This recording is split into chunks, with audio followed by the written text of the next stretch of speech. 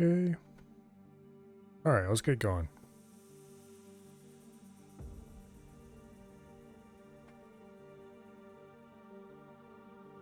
Start this thing loading.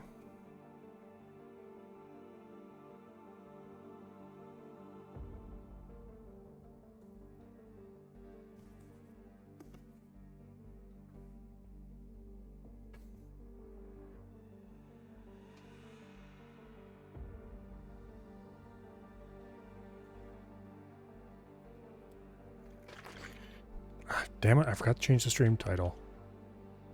I am such a professional sometimes. Alright, get over here, keyboard. Got to change the game, too. Still set to what it was for last night.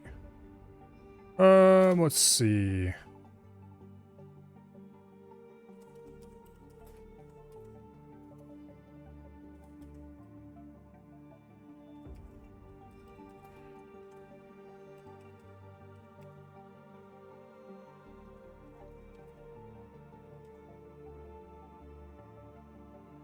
That looks fine.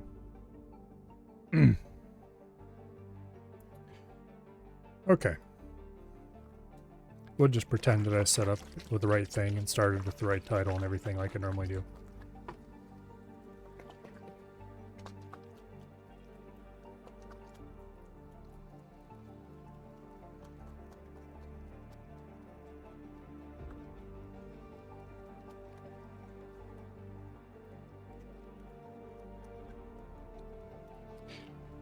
So, last time... Oh, what was going on last time?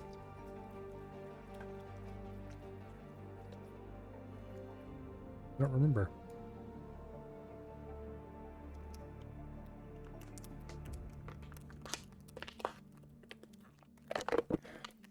Well, I guess we'll find out in a minute here.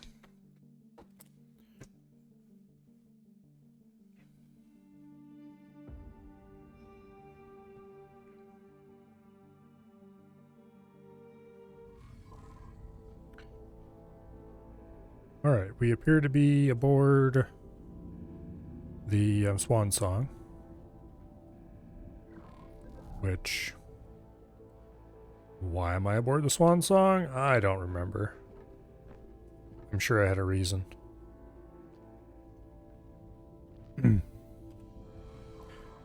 Let's see, where are we at? Okay, sitting here by the gate. We must have just fended off a K then. Oh no, I remember what you were doing. We just destroyed this station. So that's finally gone.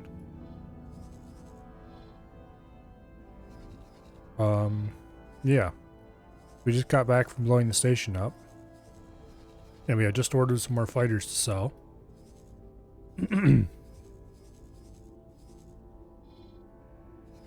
Yeah, so I think the next thing to do is probably attempt to take the Swan Song up here and go make a mess. They have a couple Ks up here. Last time I knew there was 3 Ks up there. Where did the other one go?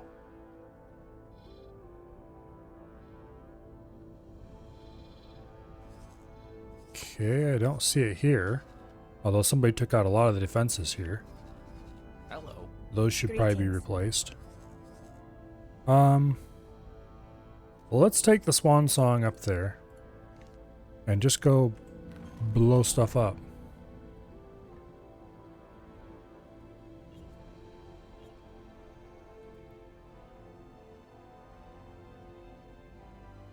Alright, which button did I have bound to interact? I swear it was this one.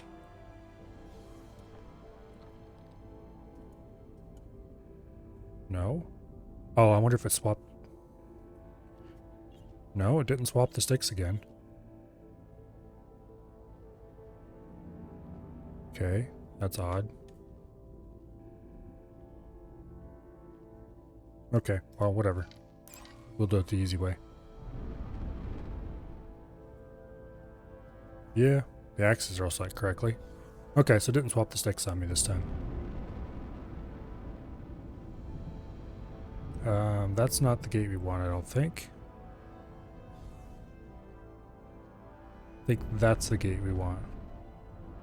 Get lined up on that real careful, like. What? Okay, there's something screwy going on here. Hello, Lego. Welcome here. Because that button is not supposed to be.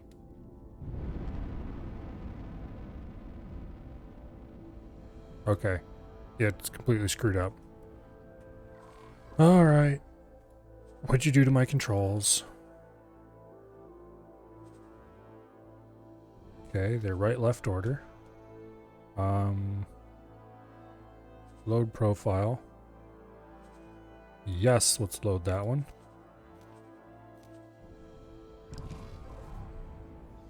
There, nope, that's still not it. What the hell did you do to my game controls? How would they even... Okay, this looks more or less correct. Wait, no, this is not correct.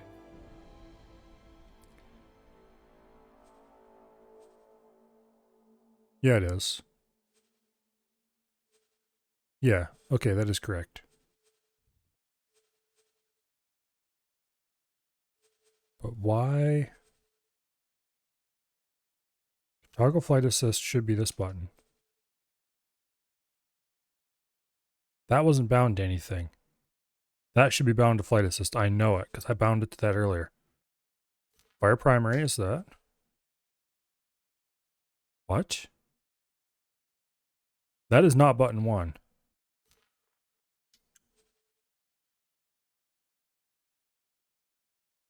Okay, that's interesting. This isn't supposed to be bound at all. Okay, that's properly button 10. What did you do to my primary stick controls, game?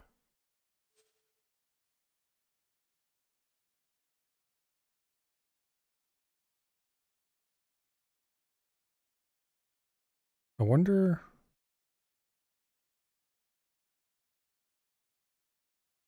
Yeah, because I could have sworn button 1...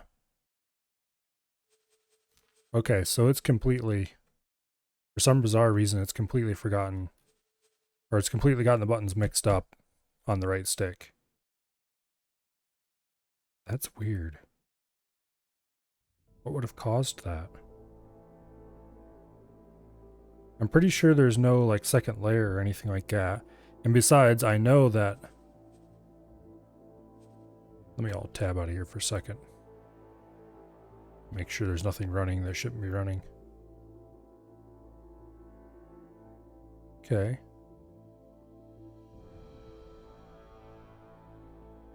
Let's fire up this program. This will let me see what... Okay, it thinks that's button 1.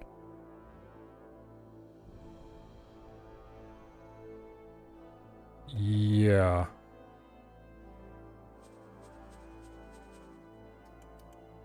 There's something seriously screwy here because a lot of buttons are not what they were the last time I had this plugged in.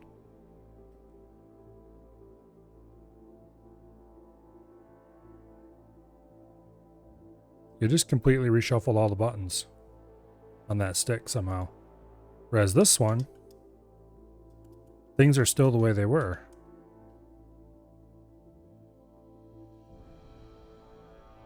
Let's unplug it and plug it back in again.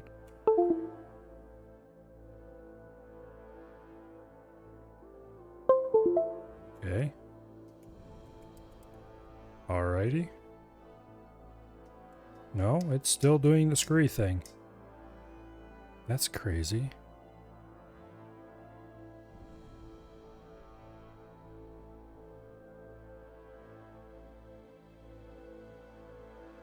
There's an axis that isn't showing up.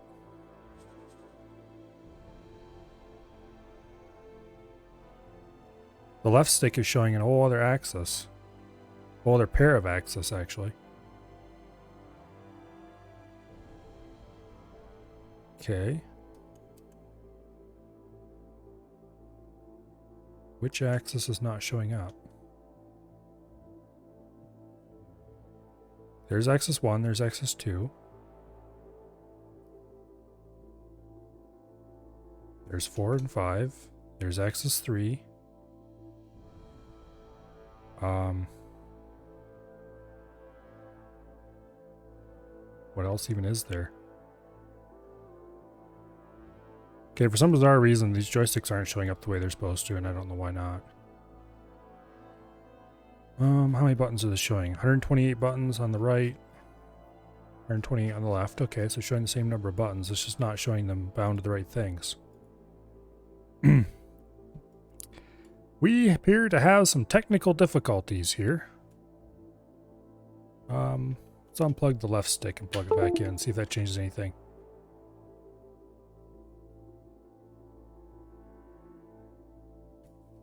Come on. There we go.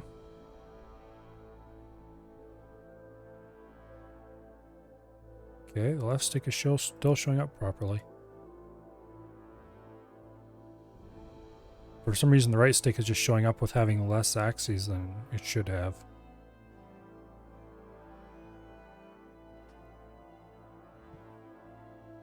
Okay, there's 1, there's 2, there's 3.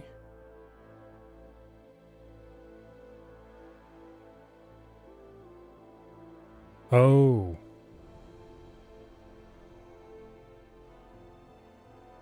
That's weird. How did that happen?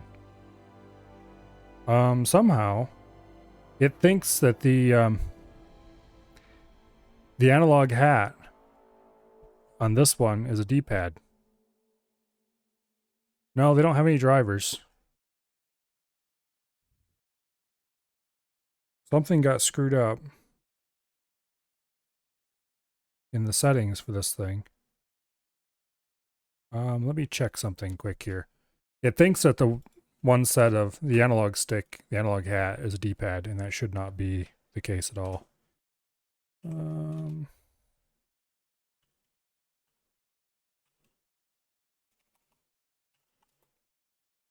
Okay.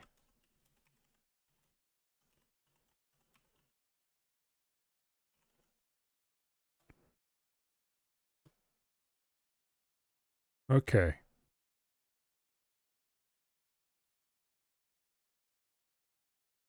That's not...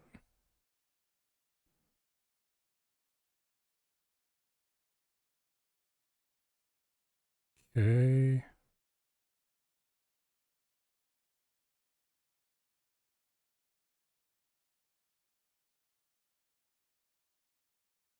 Oh. That's annoying.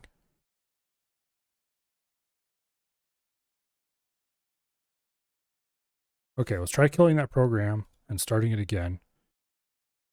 And look at the right stick. Showing 6 axes. And now... Okay. But why is this one showing... Okay, well... I figured out part of the issue. But not all of it.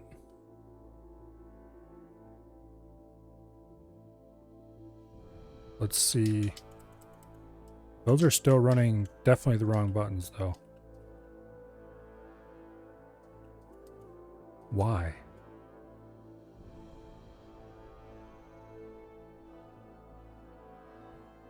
This is definitely not how I had hoped things would go.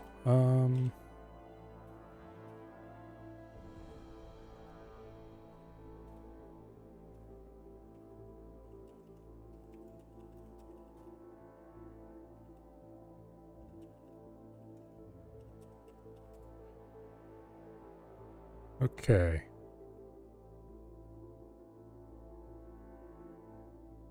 I wonder if it somehow got switched to a different profile somehow. There shouldn't be other profiles.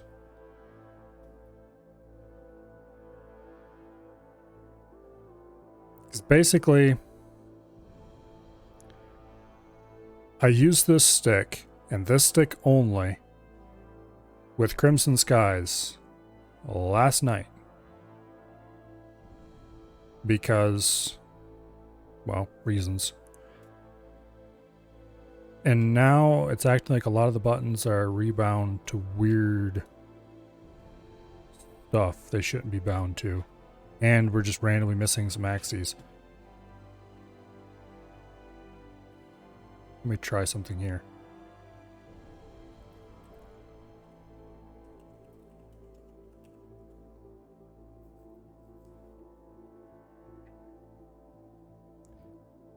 Okay.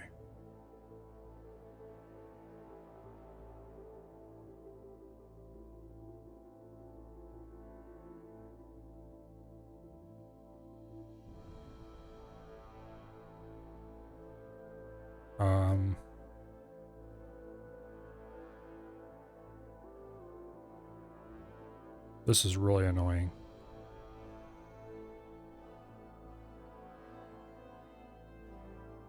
I don't want to calibrate the damn stick, I want to reset it.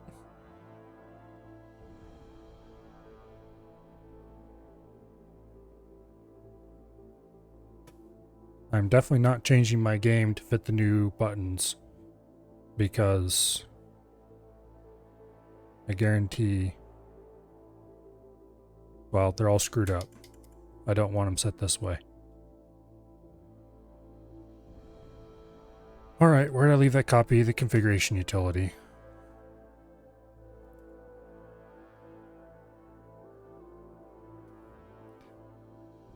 Windows Smart Screen doesn't like it.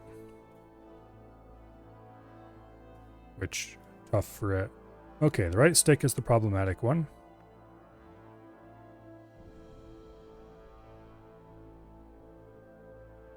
Okay, it wants me to calibrate the controller. I don't really care about that. Restart the device. Okay. Open up this. Oh, it's still screwed up. Is there a factory reset button in here somewhere?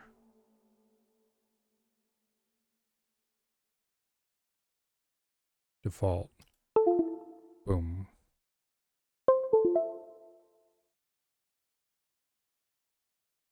Okay, let's try that again.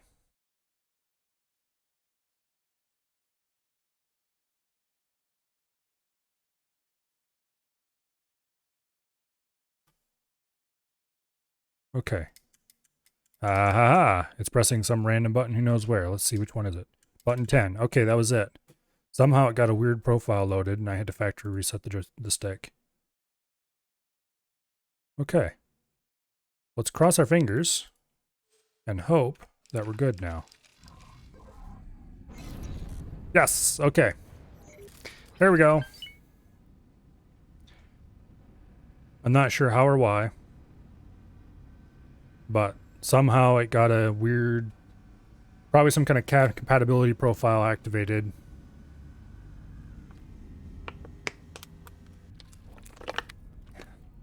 Do a little factory reset and my stick is back the way it's supposed to be, matching the other one.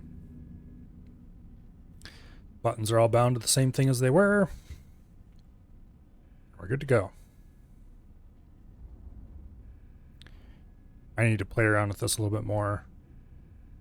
Make sure the sticks are properly calibrated and all that fun stuff later, but for now, they're good enough.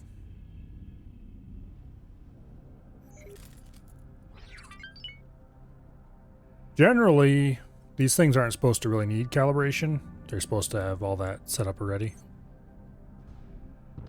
And they have fancy hall sensors and all that fun stuff, so it's not really supposed to be a... Crit. Oh, I rebound that key because things weren't working. Okay, let's bind this key back to what it's supposed to be. Which was toggle flight assist. There we go. Back to button 11 like it's supposed to be. And boost is button 11 on the other stick. Okay, good deal. Let's save our profile, because I noticed there were some differences in the profile from what there should have been. And back into the game we go. Okay. There we go. Can disable flight assist for a little bit here to get some maneuvering done in the while in travel drive.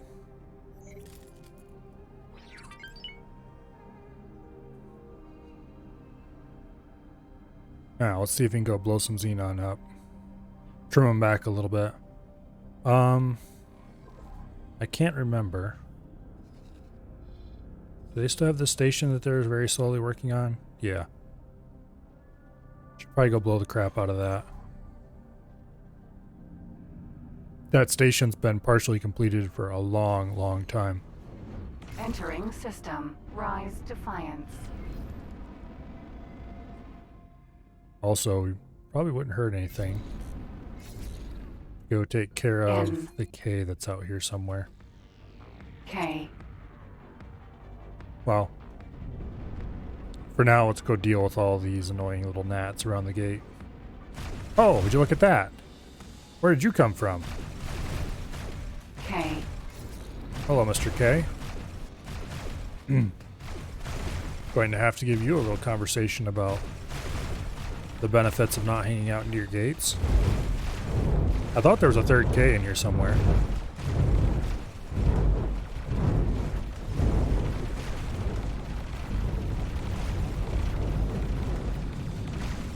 He definitely appears interested in us. He's turning toward us now. Give a little bit of upward strafe.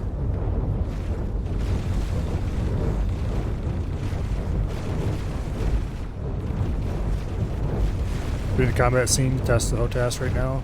Noises from your streamer messing with you. Reminds me of trying to play Scum while Wasted's playing Scum when I'm cutting up on the other monitor. You hear the constant groaning of puppets and you don't know whether they're yours or his. It's always fun. Do I? Okay.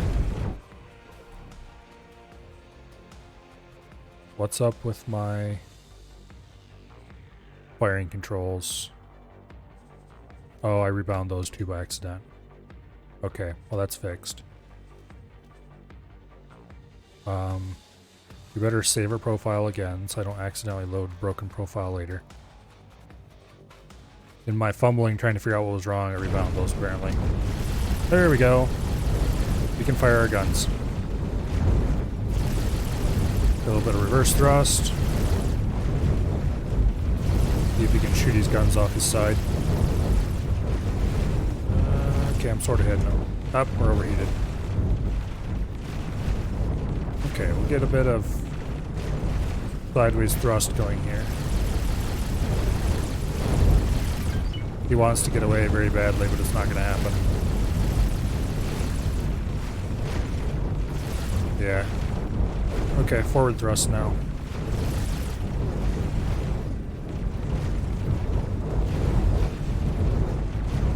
He is going to go boom very shortly. Assuming we hit him anyway. There we go. Gotta lead the target a little bit. Alright, engage stock. Gotta pull in all that beautiful, beautiful loot. Our shields are kind of beaten up. Maybe we should go over here and get a little closer to the exit.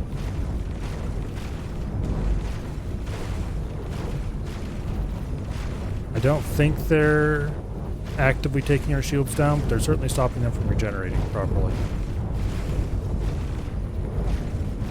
Yeah, we probably better get out of here. You've heard of Scum, but I've never watched it. How is it? I wouldn't be very fond of it if it wasn't for one thing, and that is the Armco roleplay server, whenever that's up, which it isn't currently.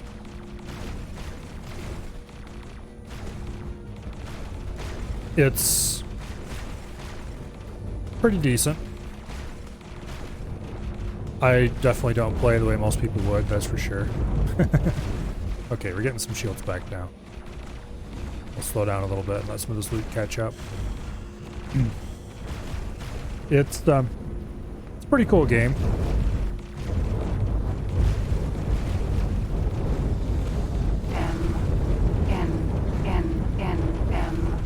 Come on, give me a P. P. Oh. How about this P instead?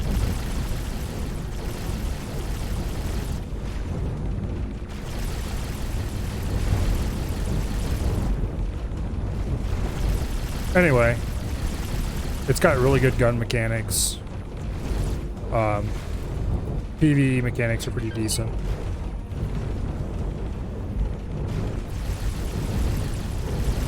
But I mostly wander around. Container. Here, let's see if we can lock this guy up. There we go. Okay, we're having a little bit of a maneuvering problem here because there's enough stuff bumping into us that throwing us around a little bit.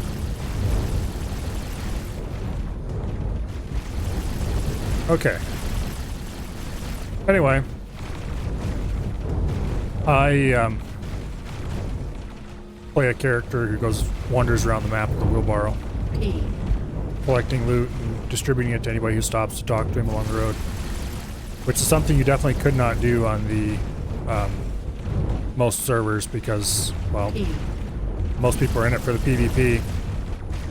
And a character slowly wandering around the map with a wheelbarrow is a sitting duck, basically. They really don't like me? Oh yeah. We flew right into a giant clump of random small medium ships. Our shields are coming back now though. Mostly because I'm trying to pick off the heavier combatants. Okay, it would help if I stopped accidentally engaging the wrong thing. Okay, let's collect some of this loot.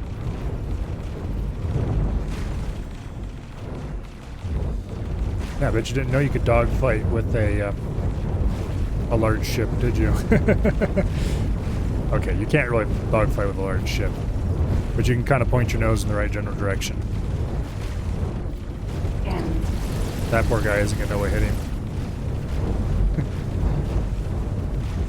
Basically, you just need a good server. Yeah, you need a server it's not PvP focused, and that's, well, basically a roleplay server. Any server where you can get doinked by a guy from 100 meters with a rifle, it's very much not going to work. Okay, so let's have a quick look at the outside of our ship here with the assistance of Mr. Mouse for a second. It looks like most of our guns are in good shape. They're not really targeting our engines too badly yet. I should say engine, because we only have one. Okay. Well, let's just sit here and let them blow themselves up on our hide. P.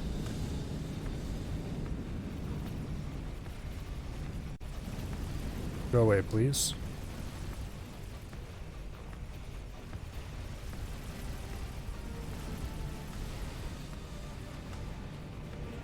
Yeah, we're not gonna be able to take him out. Container. M. Yeah, back to the viewer, we can actually see what's going on. Or see where we're aiming, I should say. Container. M. P. There we go. These things are slow enough that we can keep them in our sights. P. Trying to dogfight in M is a bad idea. It's better to just sit still and let them do whatever they want around you while your turrets shoot them. But P's? You can shoot P's all day.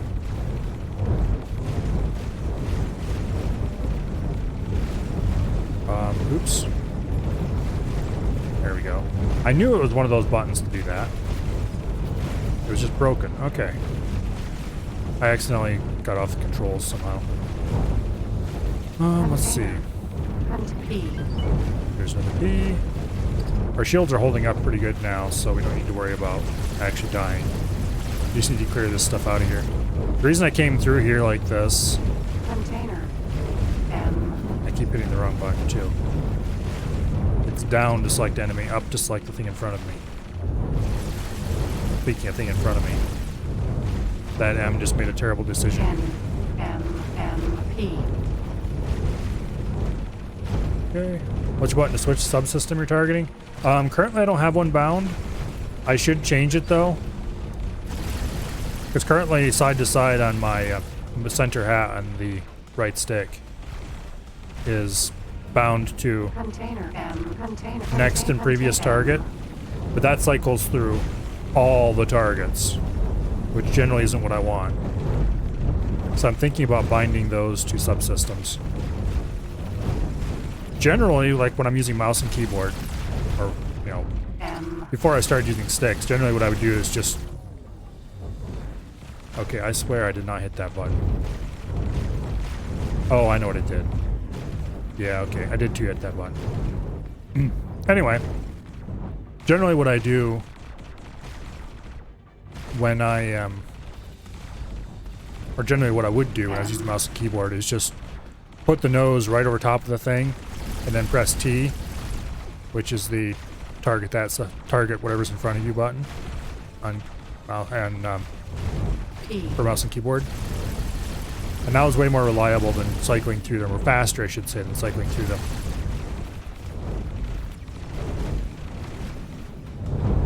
To some degree that works as well with sticks, but you have to be pretty close.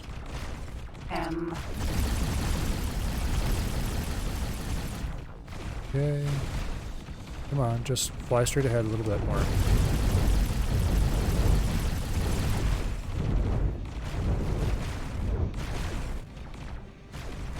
Well, let's say you're still for a bit.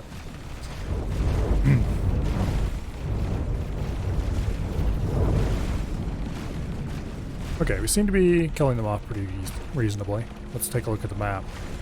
They don't have any Ks coming for us or anything like that. I think I might go hunt these two Ks down, but only after I take out this station. We've got most of this stuff in here. Remember the giant cloud of red?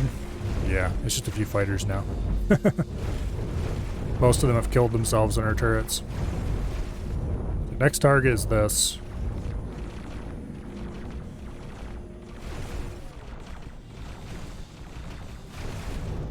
Okay, what button did I have bound to that? I could have sworn it was that one. Oh. That got nuked by accident. Control settings. I think it's menu navigation. Yeah. These are old controls from before I... Okay. This is mildly annoying, but if you move the mouse after you bind something that can be bound to an axis, it'll bind it to the mouse axis.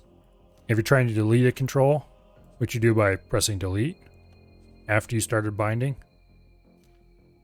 it will zoom you all the way out of the menus because delete is also the exit menu key. Okay, we want map select to be bound to this key. Now we better go save our profile again. I made some changes after I saved my profile last time, and then I reloaded my profile thinking that might fix the problem, and it didn't. And so we lost a few settings. Okay. Now we can just...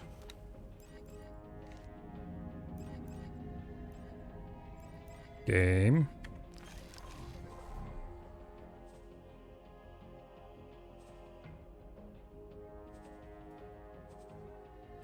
Oh, that's menu select, not map select. Okay, where is... Here we go. Target, object, and map. There we go. That's not what I wanted to bind at all. Okay, there we go. Much better. Save our profile so we don't have to correct these mistakes again. There we go. Now let's do it. Xenon defense platform. Okay. This defense platform has been like this for a very long time. For some reason, they just have not been constructing it. That ends today, because I'm going to go blow it up. You're hiding under a P right now?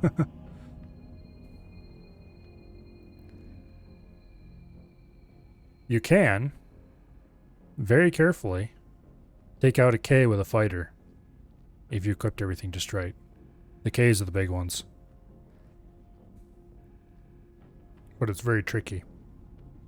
It's kind of cool. Every ship in the game, from the largest fighter, or from the largest capital ship to the tiniest fighter, has external stuff that can be blown up.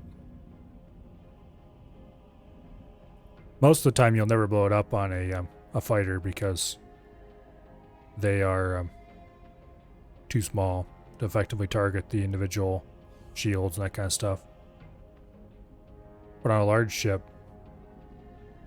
with a little bit of practice, you can surgically pick a large ship apart, which is pretty fun. I thought I went to engage travel drive. I guess I didn't. Well, now we did.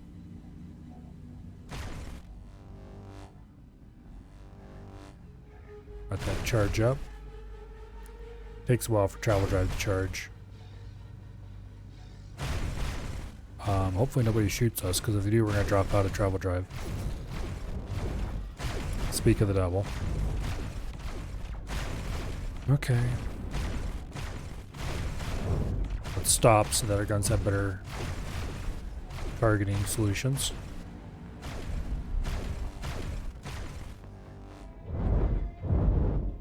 Okay. P. There we go. Drive's engaged again. K's right on their very rear. They have two small medium turrets that are pretty easy to destroy. And then above that, on the top of their shell, there's nothing until you get to the front of the ship. So if you're sitting right on top of a K, you're pretty safe. Underneath the K, they have the engines on each side. And on each side of the rear part that hangs down, there's two small turrets, one each side. In the middle, between the engines, there's two large turrets. So generally what I do is I approach from directly behind. I shoot out the two turrets right in the rear, so I have a safe place to sit right behind it. And then I swing out to one side or the other a little bit, and pick off the side turret for that side, and then shoot the engine. And then when that engine's gone, I swing over to the other side.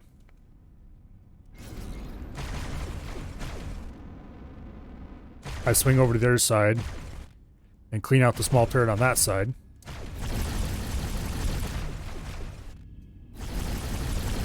And then clean out the engine on that side, and then there's sitting duck. From there, you can crawl along about halfway down the side, and there's a Container. what do you call it? Xenon defense platform. There's a spot you can sit where you're above their two bottom turrets, and they can't point at you, but you can see them. You can't automatically target them from there, but you can manually shoot them fairly effectively. And you can just kind of go around the whole ship like that, finding blind spots and picking it apart.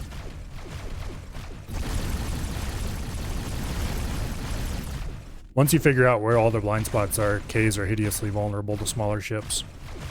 Assuming they don't have their own smaller ships around to protect them, of course. Alright. K. We should look on the map here. Ks are currently a bit spread out. That's good. Let's go for this one.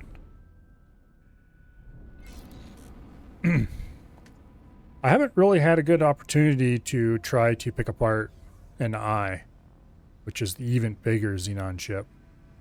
I haven't had a good opportunity to pick one of those apart yet. I've destroyed a bunch of them, but I've always had a capital ship around and just took that out and blew them up.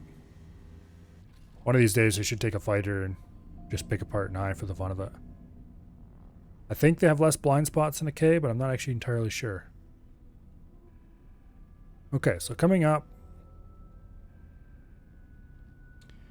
on our right, Ah, I forgot, you can't see out the side of this thing. On our right, there should be a second K. I think this is it right here. Yeah, right there it is. So we're going to blow this one up, and then we're going to turn right and get that one, who will probably be coming toward us to avenge his brother. Let's get ready on the engine kill. Boom. We are very close to this thing. Definitely within range of our secondaries. Engage a little bit of up thrust. A bit of up strafe so that hopefully his bottom guns can't shoot us.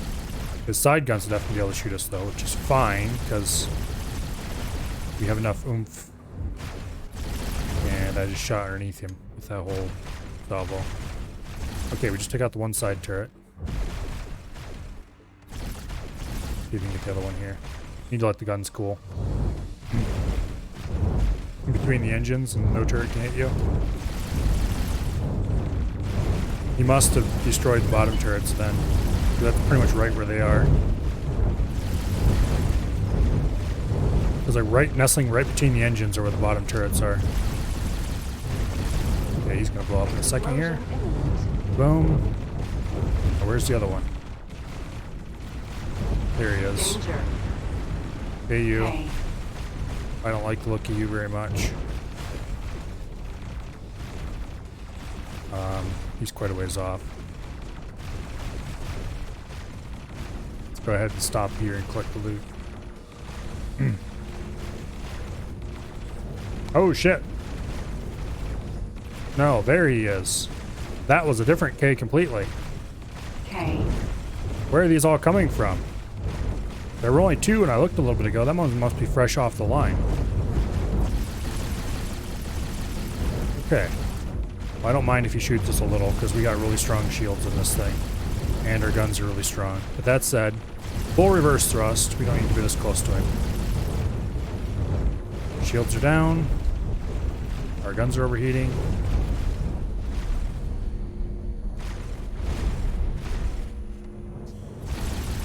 See if we can take out one of these side guns here. Hit it a few times. Ah, he stopped. Explosion Well, imminent. he stopped because he's blowing up. Okay, now where did that other one go? Danger. Right there? K. Collect the loot. Far enough away we can't get to it under normal drive easily.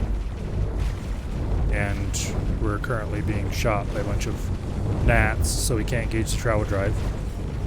So I guess we're going to sit here and have a staring contest for a few minutes, unless he comes over here.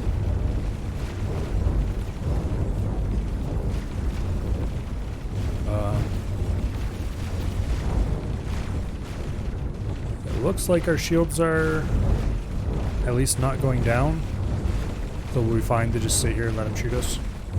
They can take off our like engines and guns and stuff, but we should be okay. Because your main shields don't protect your guns, unfortunately. But we have separate gun shields and they are upgraded to a certain extent. So we should be fine on that. Let's have a closer look here at the map. There aren't any other Ks around here ready to surprise us, are there? That looks like the only one. He is probably headed our direction, which isn't going to end well for him in the long run. Okay.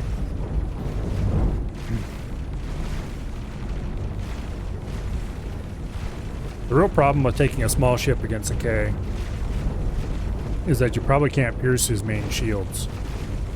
There are certain weapons that can ignore the shields, and that'll allow you to kill one slowly.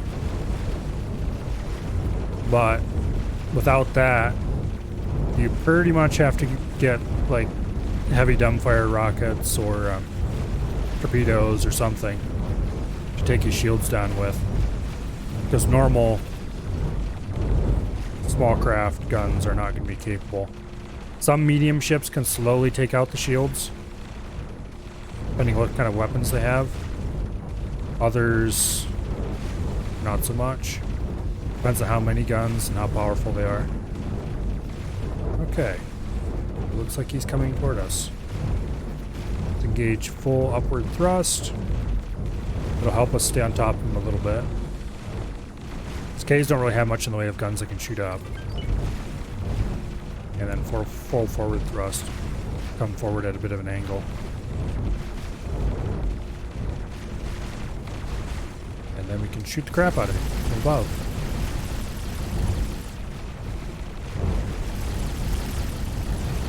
Okay.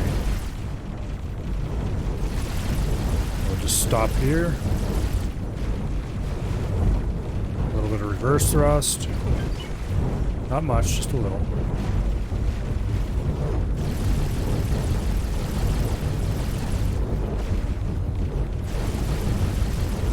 Starting to shoot at us, not effectively. And kaboom. Explosion imminent. Your hull's almost gone. That happens a lot early in the game. Danger. Well, not necessarily, I shouldn't say early in the game. It happens a lot when you are learning the game. Particularly early on, it feels like fighters are death traps.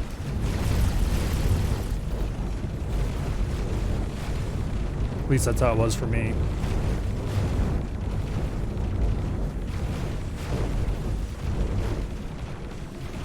P. You definitely can't take your little fighter and take on a fleet with it like you can in many games. Because it will end very poorly. Okay, so I think we have successfully decayed this system. If you'll pardon a slight pun there. So we could go and just start blowing up all the defense platforms and stuff.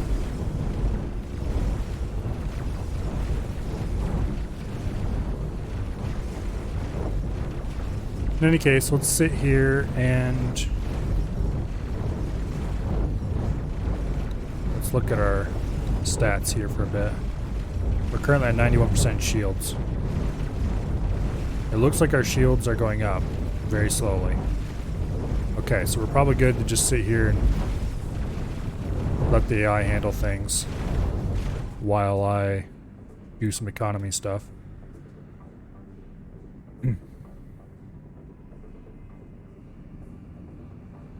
Anyway, I would say that the best way to learn combat is to die and retry, but load times are pretty extreme, so that's a bit painful.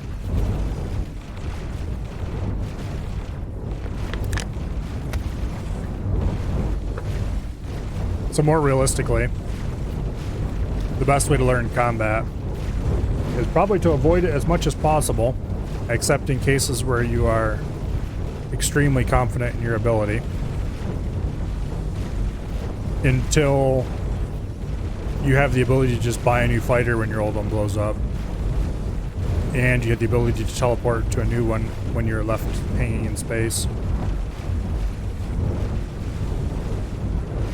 Because even for me, with a pretty decent SSD, it takes like 2 minutes to load a game, which is a bit painful. Alright, so we should have a whole bunch of Tacovas that we built expressly for the purpose of selling. Let's see.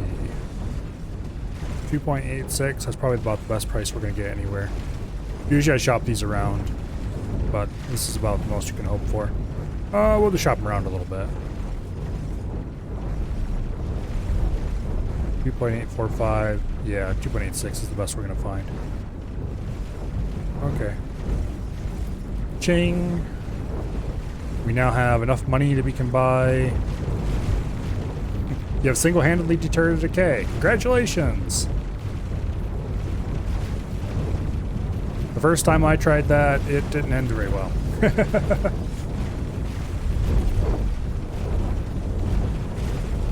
Although that was partially because I was focused on deterring the K and got ambushed by a B. If I remember correctly.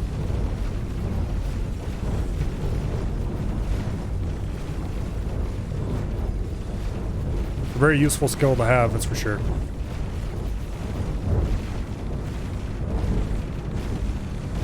Okay, so we made a bunch of money. 100 million. Most of that was from before.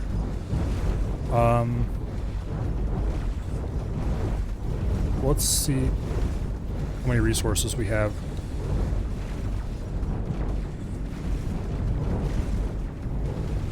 Okay, we're still doing good on computronic substrate. We're at 10k metallic microlattice. Silicon carbide is up to 5k. We're doing really well on inputs.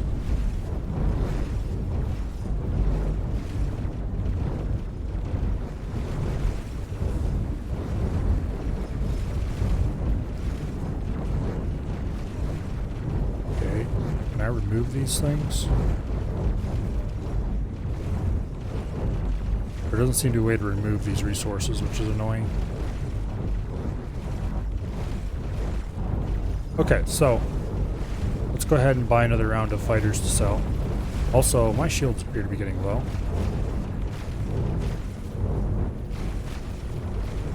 Let's clear some of these peas out before they become a big problem.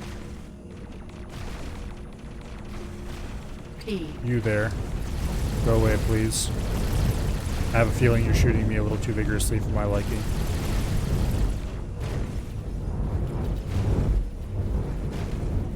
Okay. Don't actually see much away around us in the way of big guns. P. Yeah, our shields are coming back now.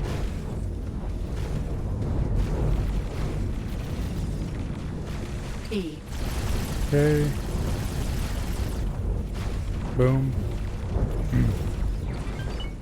It'd be very embarrassing if he blew up here. After all my assurances that there's nothing around to worry about.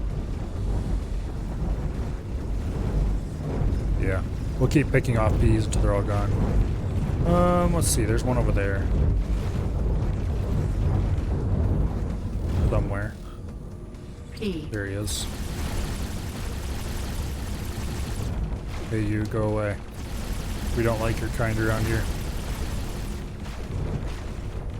Okay. Another one up this way. Ooh, there's another two up this way. P. Come on, hurry up, blow up. Good deal. Where'd the other one go? Over there somewhere. Ah, there he is. P. With the help of some slightly bigger ships that have what looked like giant railgun, the K is destroyed. A giant railgun, huh? Did it fire like a big beam, or did it fire something that was a little bit more pew-pew?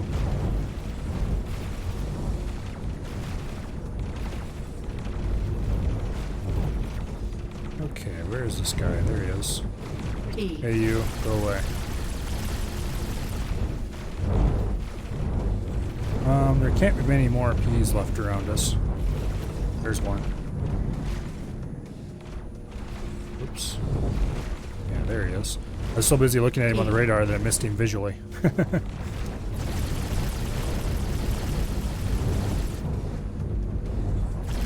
Big blue beam.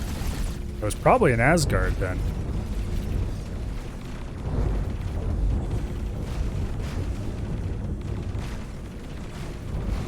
In which case, that's probably one of the most powerful games, one of the most powerful ships in the game as far as one-on-one damage. They have a gigantic spinal laser. And yes, you can eventually acquire those and fly them for yourself. Or have your own hired AI pilots fly them for you if you don't want to fly it.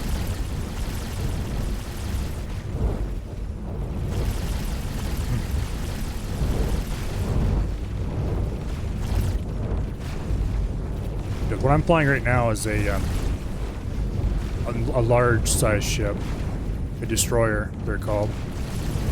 This is a Sin. So the main guns I'm firing are, well, main guns. Big, heavy anti-capital ship guns that really are absolutely massive overkill being used against the medium ships, which are what the Ps are. These are the kind of things you use to crack stations and, well, take out fellow capital ships. The Asgard mounts 2 of these guns instead of 3 like this thing does. But then they have that giant spinal laser in addition to it.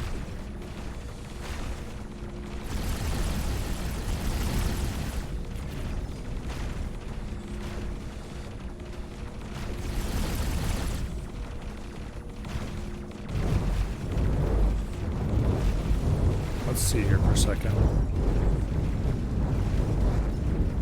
Encyclopedia, ships, combat ships, carriers and destroyers, Asgard. There, this is what an Asgard looks like. Kind of an arrow shed shaped thing, gigantic. I don't know for sure if that's what you saw, but there's a solid chance. This is kind of a small view, so it's hard to see. I know a better way to see it. Let's see. The Terrans, unfortunately, don't want to sell these things to random people. But you can buy the blueprints for them. It doesn't quite look like this because the front normally has a weapon mounted on it that is integral to the ship. That extends out and fills in some of this open area. Pretty cool. This isn't even the biggest ship in the game, though. It's just the most powerful weapon. Thing only looked a little bigger than a fighter? Okay, well then it probably wasn't an Asgard then.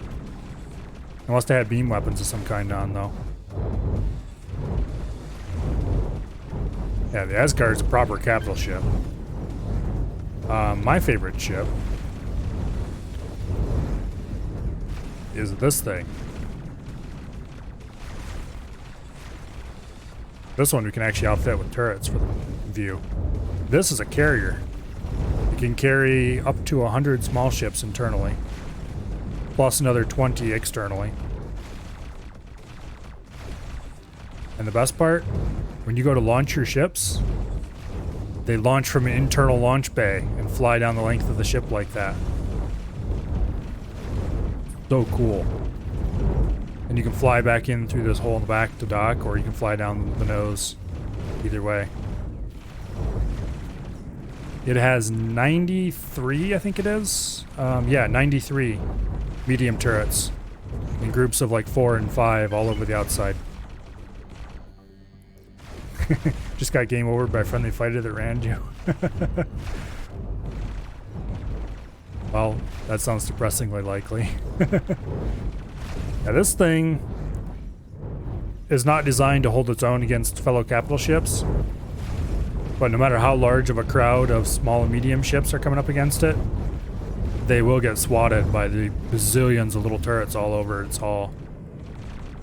These large turrets are pretty powerful on their own, but they're not. Yeah. Hello, Nova.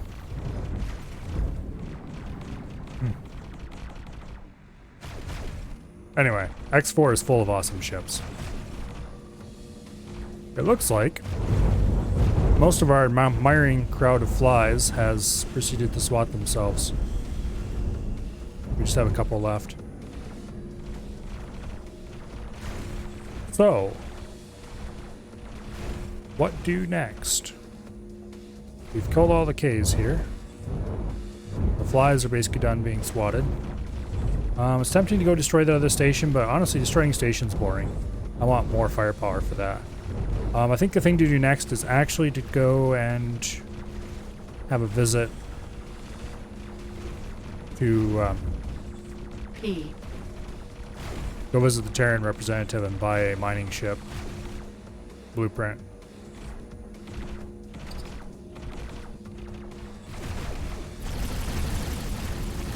Because we have the money now to buy the blueprint.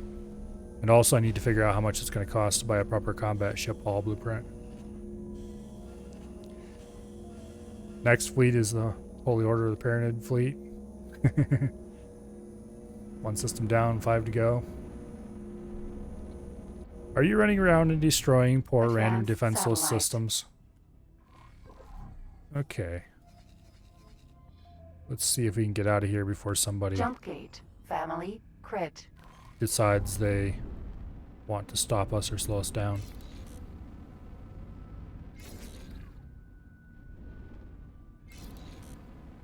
Okay.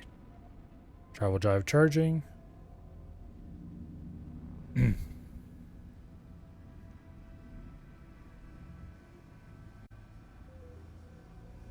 Yeah, once we've got this safely back home, well, safely out of this system, then we'll order it to go back home. Oh, Xenon occupies split space? Well, that has to be stopped.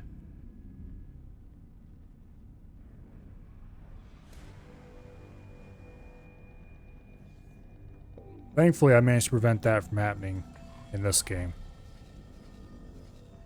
We still have them penned up in their starting systems here and here. They haven't even really been making any real inroads on Activa's Choice either.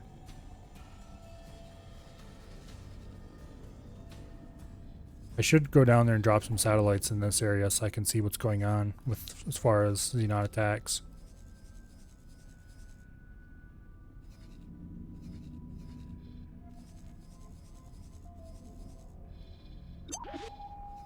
Yeah, we need to drop more laser towers all over the place too.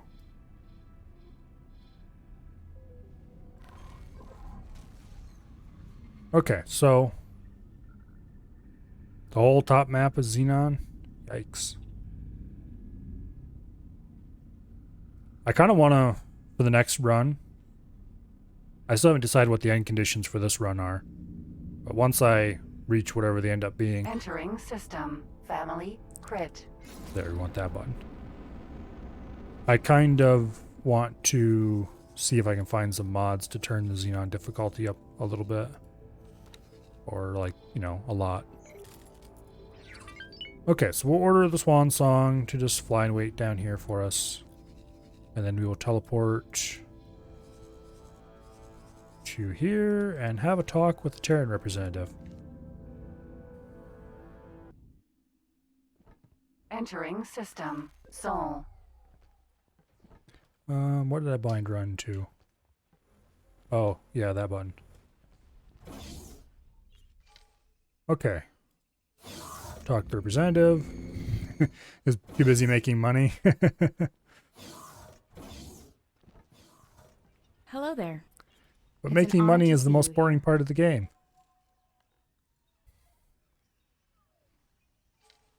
I mean, not that it's boring. It's fun. Okay, thrusters. Large all-around Mark IIIs. They don't sell large combat or anything like that, so goodbye 70 million, you will be missed. Engines. Did we already buy large engines? Yes, we did. Okay. Shield generators we definitely have. Turrets. We should buy a large mining turret. Do they even have medium mining turrets? Yeah, they do. Do we want them? No, we don't. Okay. Thrusters. We already bought a bunch of drones last time. Bought the consumables we would want next last time. Think we have everything we need. We have large bolt turrets. Large mining turrets. We don't want large pulse turrets. Actually, we kind of do want large pulse turrets. Go ahead and pick those up. So we have large bolt and pulse. We don't want large beam turrets though, because they're... Why are large beam turrets so expensive? Why are beam turrets in general so expensive? I kind of remember beam turrets being poop. We should check that to make sure that's still the case. Okay, Terran main battery, 28 million. Guess we're not getting that right now. Ships, large ships. Osaka is 118 million. The Sin is only 148. I don't think we're going to buy an Osaka this time around.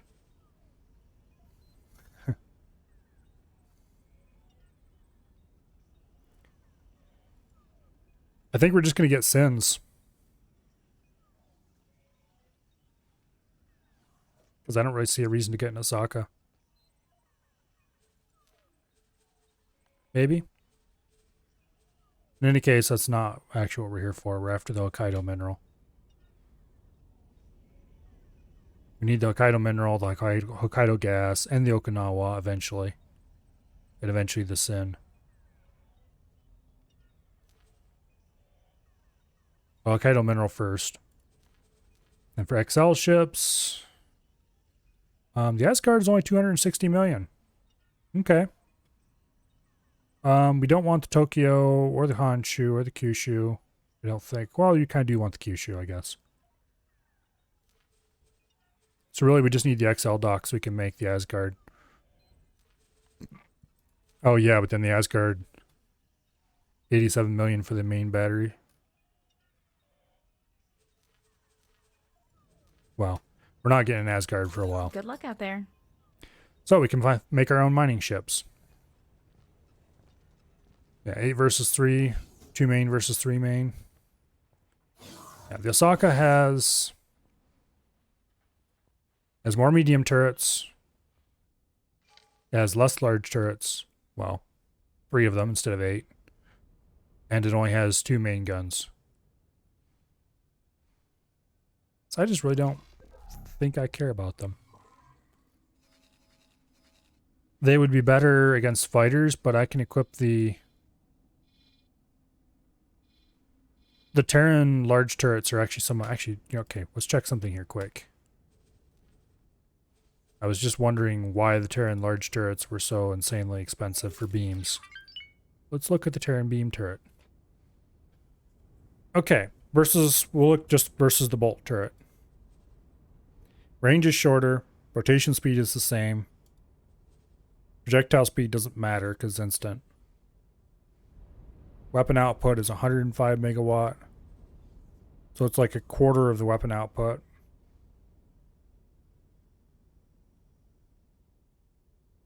Yeah. No.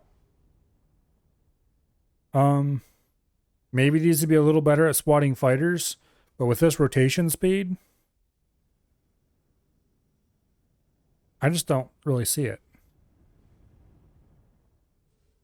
And the medium beam turret is even more pitiful. The rotation speed on the beam turret is actually less than the rotation speed on the pulse turret. Why would you ever buy the beam turrets? I remember that last time around, I bought a rattlesnake that was equipped with beam turrets instead of the, what are your columns? Instead of the flak turrets I was putting on everything in that game. And that one just sucked. It just was not very good at destroying fighters. Okay, where did I leave the wheelbarrow? Ah, there it is. Alright, let's take out an actual maneuverable, Entering system. not fighter, but sort of close to a fighter. Out of my seat, please.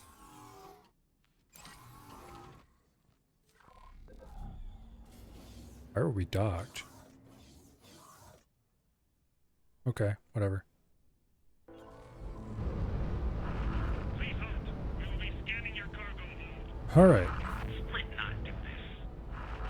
You have refused to comply. Now, from here, we should probably take and collect laser towers. That makes me want to dock again, though. Civilian ship C. No. BOA. Shipyard. There we go. Let's go back and dock. I think I can buy laser towers here now. So there's no real reason to Docking granted. go to the nearby, we're gonna call it equipment dock and pay them a whole bunch of money for them. We can just pick them up here for basically free. Hello, Sealith. Happy Friday to you as well. Successfully docked. Okay, let's see if we can actually buy them here. First of all, let's sell this crap. Get them out of our inventory, I should say. Okay, laser towers. They don't cost me any money, but they do cost resources. 50,000 energy cells, 3,000 metallic microlattice. Okay, that's not too bad.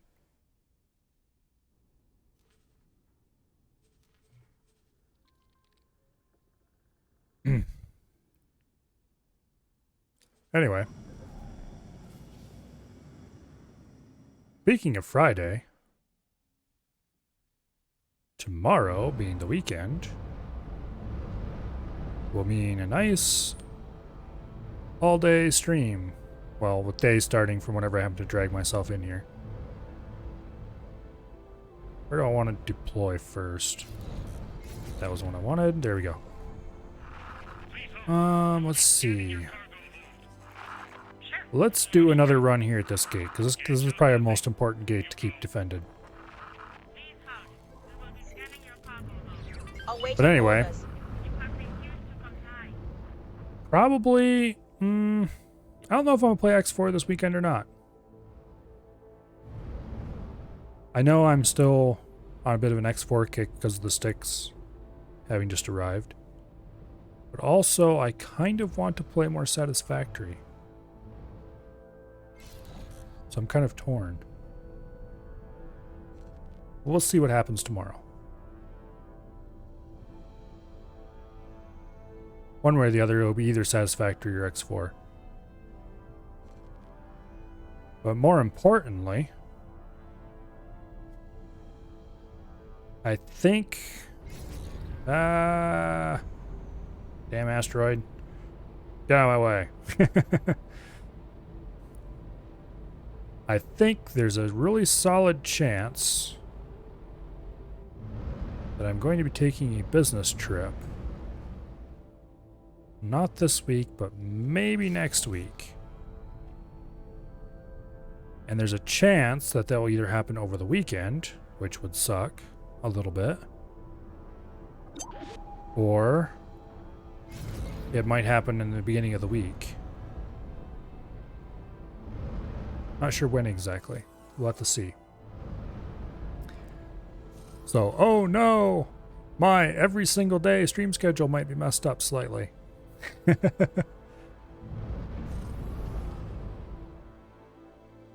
It'll only be a few days. I'm sure you guys will survive. Also, I still don't know what days it's going to be yet, or exactly which week even. On the plus side, it's a business trip to the same basic area where my parents live, so I'll get to visit home for a little while. On the minus side, I was hoping that by the next time I had a trip there, I would have some kind of setup to actually have a PC available. Alas, that is not happening. Okay, let us back up a little bit more. I want to be nice and straight if I can. Okay, that's probably good. Now, going to use the mouse wheel and set about 150 forward. That should be okay. Don't want to be going too slow and we don't want to be going too fast. Open the map, get ourselves nice and centered over top of the view.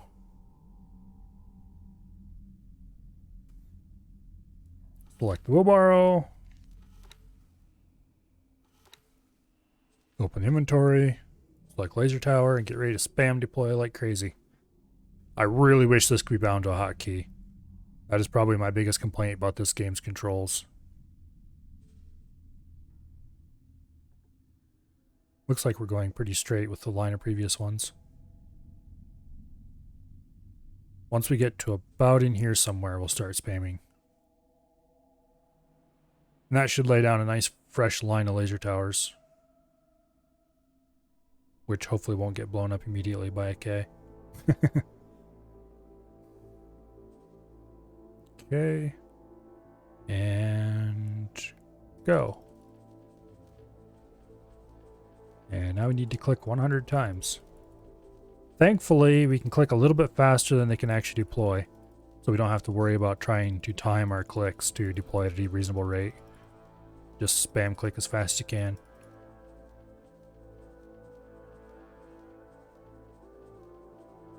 And we are done.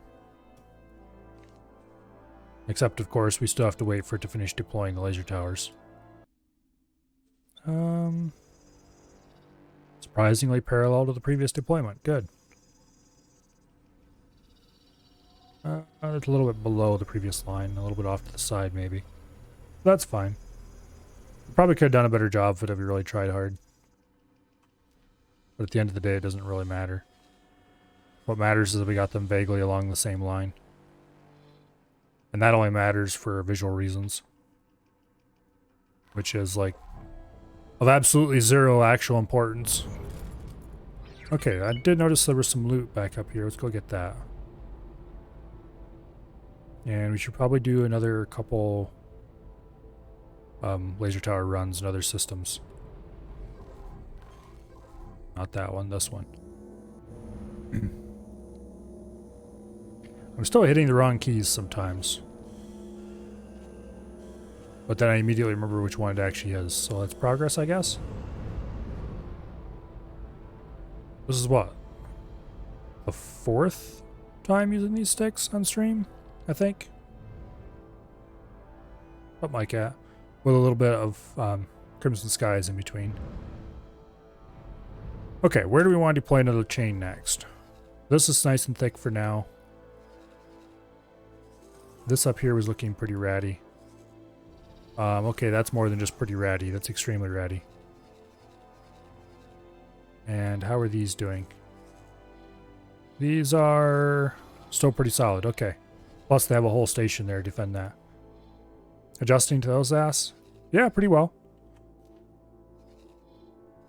I don't feel nearly as much like I'd be performing better with the mouse and keyboard anymore.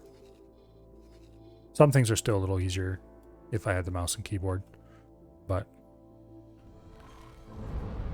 yeah.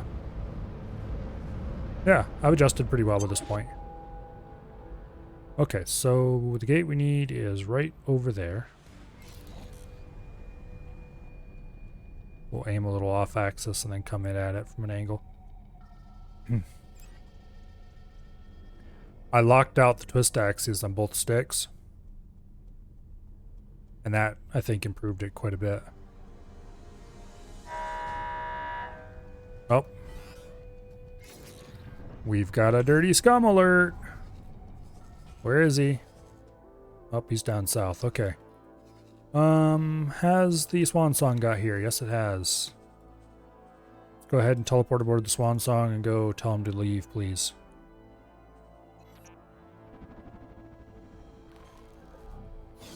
Okay.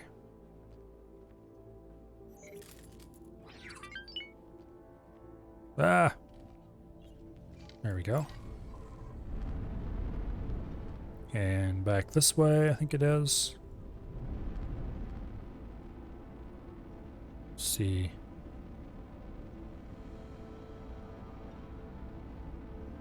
Where's that? There it is. Alright. Travel drive's engaged. Hopefully he doesn't blow up too much before we get there, because we just laid those. Wonder if I can select him here on the map. Ooh, we can. Okay. Good.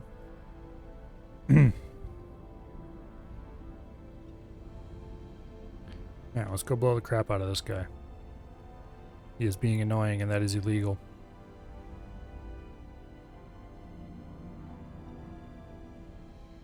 But anyway, with the twists, since I'm not using the twist axes anyway, with them locked out, it feels a little more solid. And it's just kind of better. Let's look at his shields. He's at 86%, 87%. Case shields are slowly going up. 89, 90. Okay, he's not being shot, which is why he's regenerating shield. Well, it's not going to last long.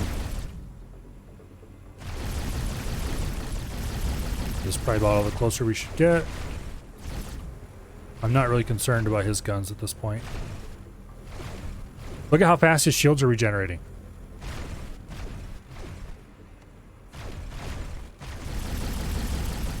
Even being shot by our secondary turrets, his shields are still regenerating crazy fast. But now they're not anymore. I mean, they're gone now, but they're still trying to regenerate. But they're not regenerating enough to overcome our damage. I'm 99.999% sure that laser towers in range of a player Danger. heal enemy capital ships.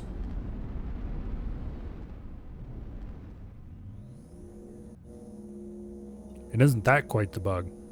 Specifically, they heal the capital ship shields. It's like his shields were not regenerating that fast when they weren't firing at him, and then they started firing at him, and it's like, zoom. Are you in a sin? Yes, I am. Okay. So he's dead. Let's go park this again.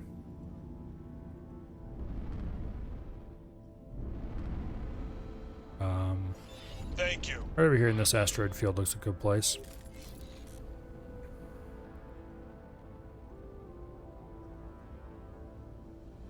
Now, unfortunately, this Sin is still my only capital ship, although that is very close to changing. We have a large shipyard. We just need to scrounge up the couple $100 million required to buy the blueprints for a capital ship. It's like 28 something million, I think it was, for the main guns. And then 100 and some odd, 140 something or something like that for the Sin blueprint. And then we'll be able to manufacture all the Sins we could want.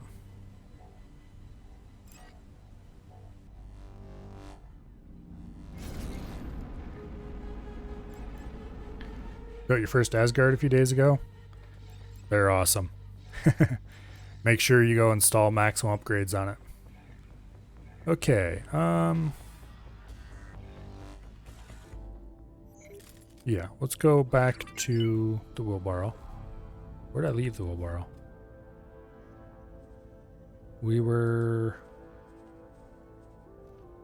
flying over here somewhere, going to go through some gate to something. I think we're going to go through this gate. We need to get back on the pilot seat before we can select targets. Katana. Out of my seat, please. Okay, Jump gate. Family. Newt. yeah, because we were going to Zareth's Dominion to thicken up the laser tower defenses.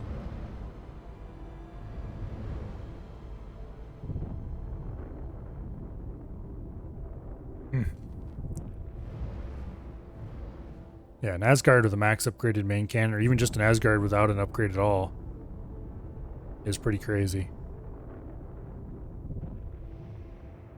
It was so much fun Entering system. on my Family. last run Newt. when I made the Asgard, and we just went wild with it.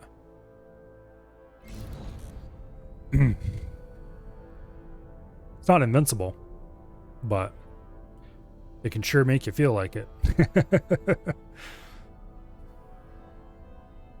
And then you blow up because you weren't paying enough attention to your shields and were too busy doing unto others.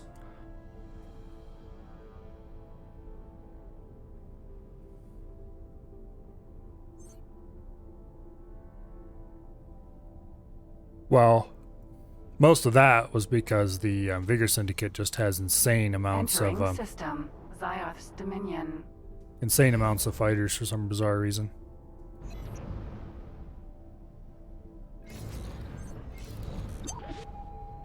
Yeah, that wasn't the button I wanted. We want the one right Split below it. defense platform. Hey, you. Get back here. K. He's definitely got somewhere to be. See if you can catch him at his next stop. The ATF laser nukes K's and I's in a second. Yep. I've seen an AI controlled Asgard. Hey, you're not supposed to completely kill your engines. That's illegal. Full upward thrust. I think we're out of his range now. Let's keep the upward thrust going though. Anyway, I seen an AI controlled Asgard go up against an eye, and I think it was it 2Ks or 3Ks? I don't remember. Unfortunately, the AI doesn't use the Asgard very well. But they did manage to kill the eye before they ran into the Ks and blew themselves up.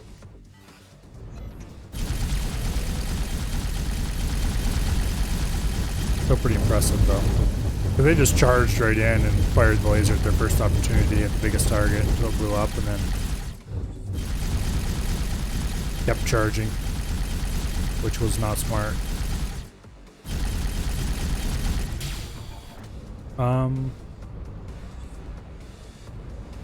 I was hitting with those shots, wasn't I?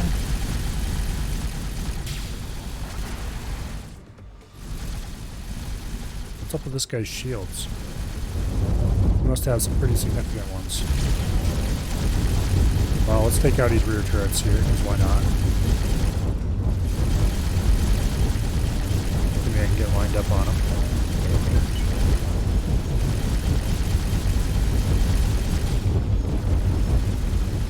We're not, like, we're doing, like, no damage to his shields. It's crazy. Okay, well, screw that. His engines don't have shielding like that. Oh, I know what the problem is. Duh, I'm an idiot. I am no longer in the Sin. I'm in the wheelbarrow. We can't take his shields out in this.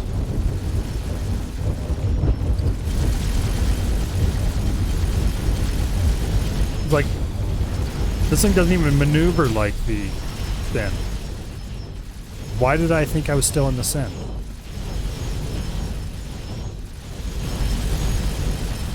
Sometimes my brilliance amazes me.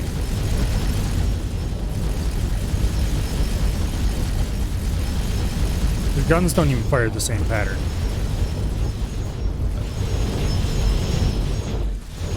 Danger.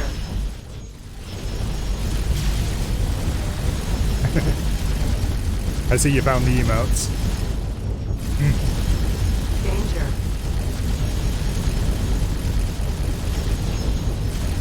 The wheelbarrow emote comes about because of, well, scum. And my strange habits in that game. Hopefully the Armco Scum server starts up again soon, because I really kind of want to push the wheelbarrow around again.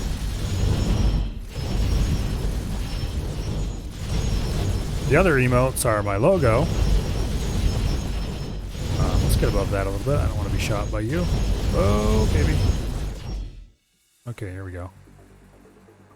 My logo and the icon used by a Xenon capital ship.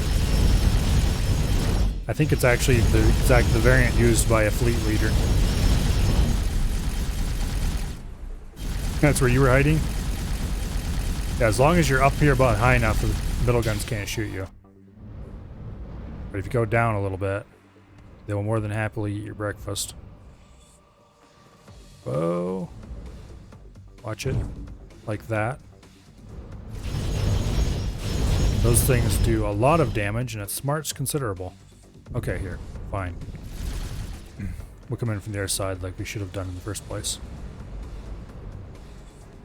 Okay, that is the cave we were just beside a second ago. In case you wondered, thrusters are powerful.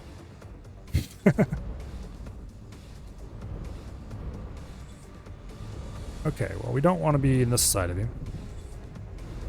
Because those guns also smart considerable. So, let's just come around nice and slow from this side. I thought I took you out already. Well, regardless, let's do that now. And let's take out this gun.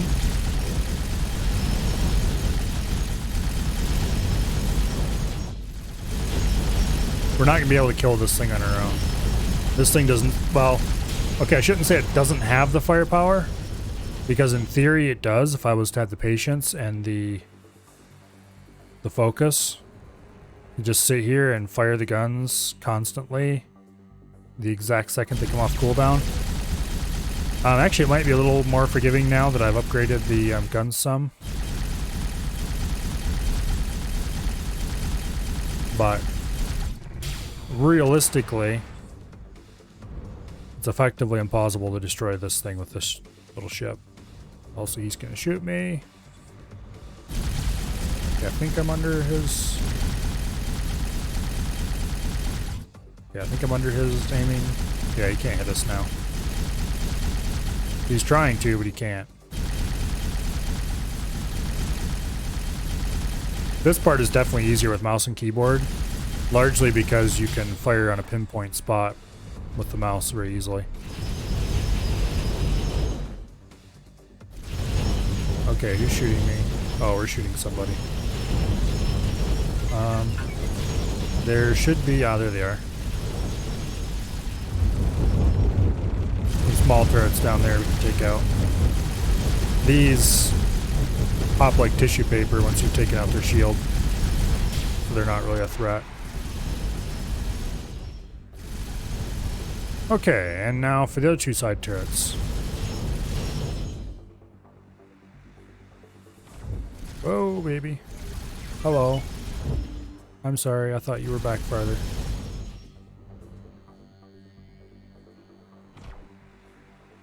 Oh, he's trying, but I don't think it's going to work out for him.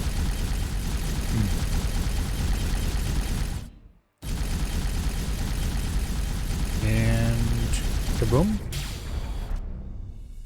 And then we have one more large turret left, and he will be defenseless. And I think we're probably going to call in... Well, at this point we would have had two options a little while ago. But nowadays we only really have one. The old option would have been to call in the ASP and use its missiles to take this out, but the ASP was blown up in an incident a few days ago. Specifically, it was parked in space somewhere and it got run into by an enemy. And it's not really suited to defend itself. So, the solution to our current problem is to grab the Swan Song and order it to come out here and blow this thing up. And we'll go check to make sure its engines are still destroyed, because they have a nasty habit of trying to repair their engines.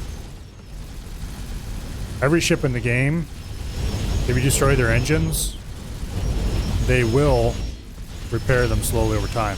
It's not just engines, they'll repair anything you destroy. But the engines are highest priority, so they'll tend to go after those first. So its engines are destroyed.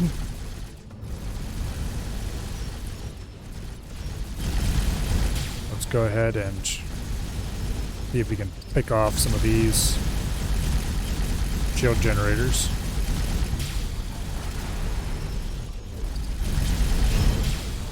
Okay, we might have to take out these shield generators too, just because why not?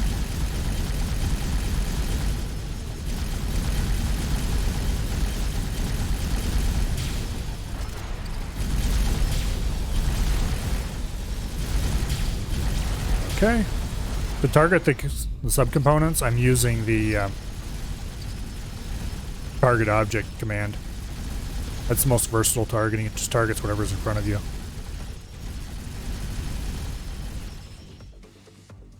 I really do need to change side to side to target subcomponent though. You know what? I'm gonna do that right now while I'm thinking of it. Settings, controls, general, targeting's down here somewhere. Target management, here we go. Next target and previous target are what they're currently bound to. We'll do next and previous surface element. Surface element. Okay. Because realistically, I never use next and previous target. There we go. Yeah, I don't know what this one does. Deselect target, of course, is awesome. Although if you're using the mouse, that doesn't matter at all. Target object is amazing.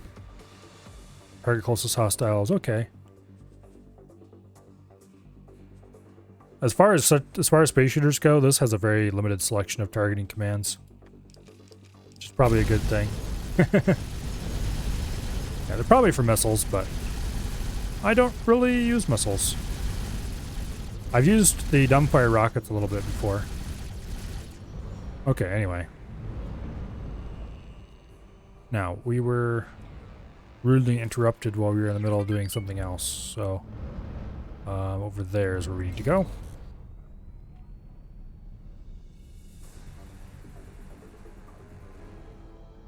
We need to drop another line of laser towers. I should check the map. Are they the top or the bottom one, the most depleted? Looks like there is no top line. Okay. So this thing takes Jump gate. Matrix. about 20k or so to slow down. 9, 8. So this will work out pretty well. Okay. Gauge upward strafe.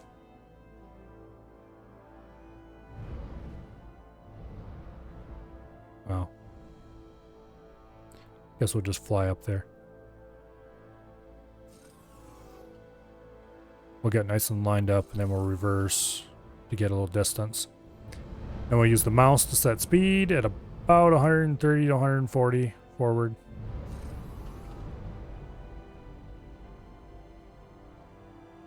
Okay, that looks pretty parallel to the bottom line. Like that.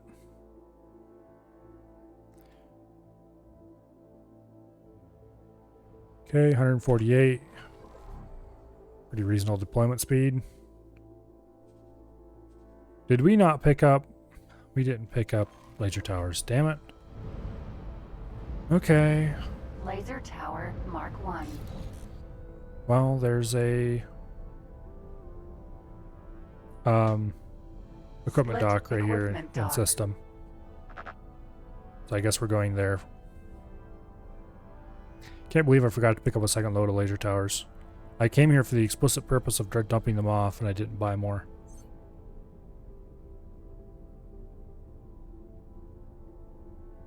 Okay.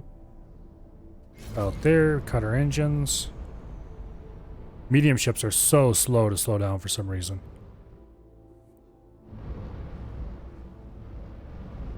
Awaiting Okay. orders. Upward thrust activated. Oh, not quite that much.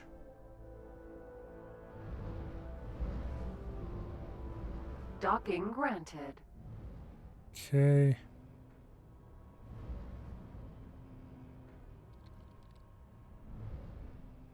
Let's actually try to line ourselves up properly this time. Even though we have a docking computer and don't need to. Been fun chatting with you. Have to do some other things. Might come back later though. Oh, see you later. Successfully docked. There's a slight docking bug. It's an honor to have you. Probably a side effect of the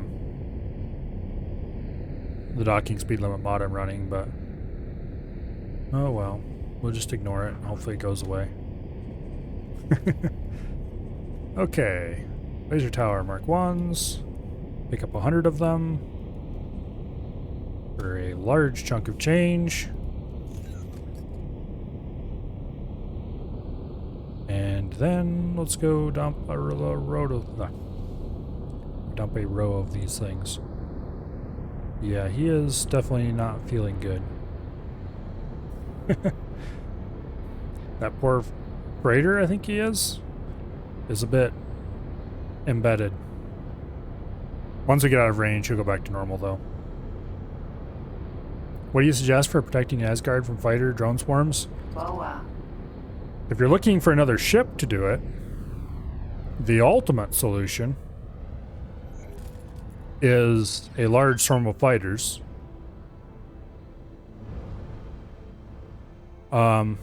Set to intercept in order to guard the Asgard.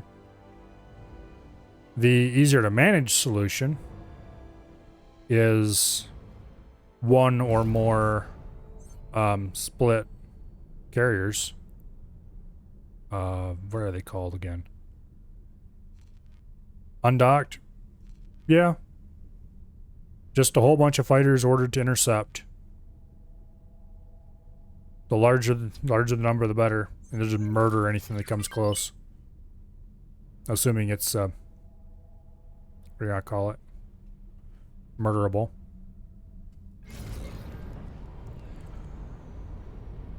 If you just want something that's a lot easier to manage and isn't, you know, like a whole fighter swarm, then the split raptor is amazeballs.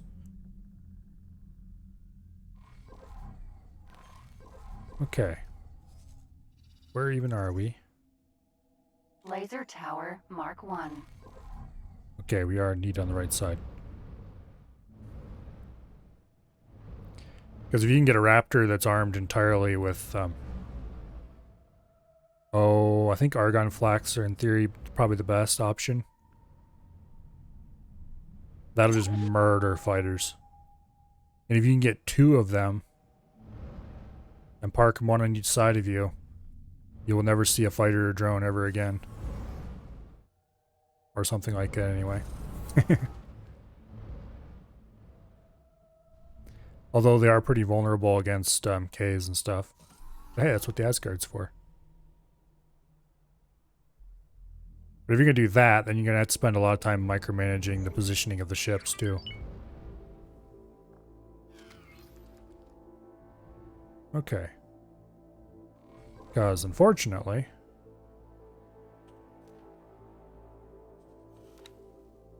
the capital ship movement is not necessarily the smartest. They will be too close or too far away or off to some weird place. And although on the plus side, you can put a whole load of fighters on board and order them all to intercept. And then you don't have to deal with ordering undocked fighters around. So, yeah. That's actually the only carrier I really like. The rest of them don't seem to carry enough fighters, in my opinion.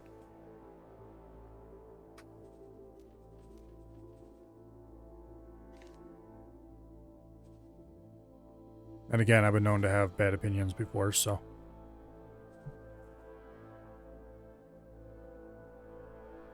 Okay, come on, hurry up, drop your last couple. Do we want to drop a second row? This row is pretty beat up. And it's missing its start.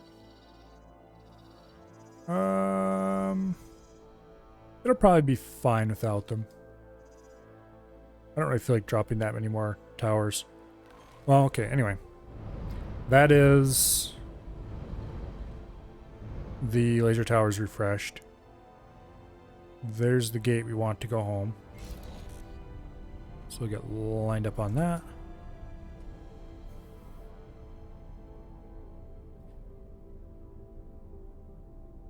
Yeah, like last run, most of the early game, I saved up cash and got a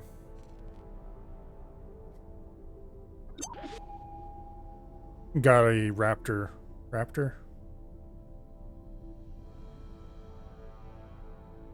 think it's called the Raptor. Anyway. Got big scary split carrier very early. It was one of my first few capital ships. Not my Entering first, but system. like my second Family one or third nuked. one.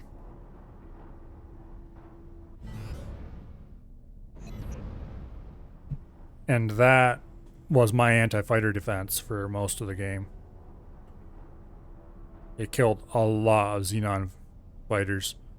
But then I kept having to go save it with my destroyers from Ks and stuff. And then when I got the Asgard, what I'd do is I'd park it somewhere close to the Asgard. I'd teleport between the two so I could position them manually if I had to. Entering system. Family Zin. Oh. This isn't the Sin, you idiot. You can't just fly through asteroids.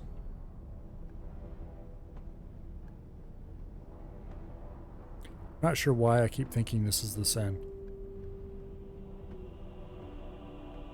It's really stupid. There's no reason for doing that. Okay, where is...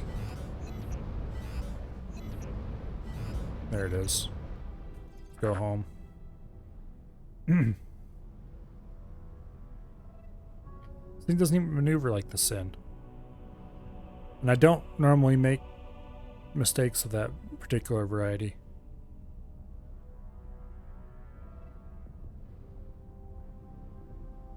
For some reason I just have capital ships on the brain today, I guess.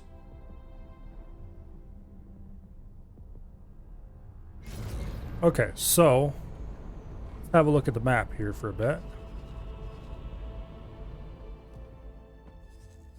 I should bind recenter map to a key on the joystick, but I don't really have a good one for that. Let's see. What do we have in the way of resources built up here? 15k metallic microlattice.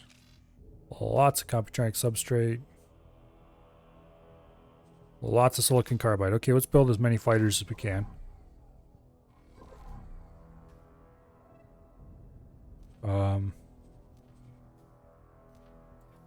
Actually, I'm going to try to equip.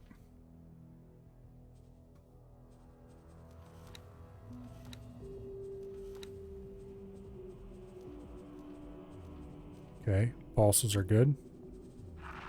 Requesting permission to dock. Docking permission. Software, max that out, because why not?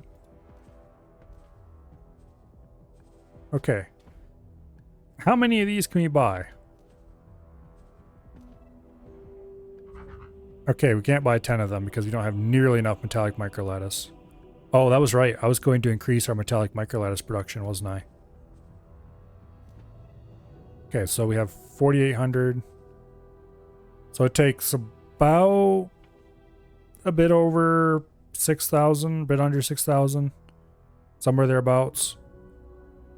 Metallic microlattice to build Hokkaido. Well, we're not actually interested in Hokkaidos yet. We want to build more Takobas for export. Let's see. Can we do 30 of them this time? No, we can't. Oh, wait. We need to delete the Hokkaidos from the shopping list. There we go. Can we do 30 of these? No, we can't. Can we do 20 of these? Yes, we can. Okay. So we need more metallic microlattice. So let's go ahead and build on.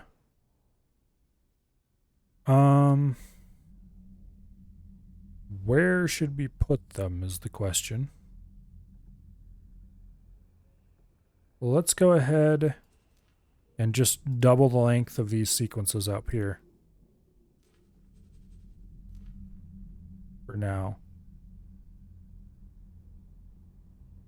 Actually, let's not do that. Let's move them down here and attach them onto these silicon carbide sequences.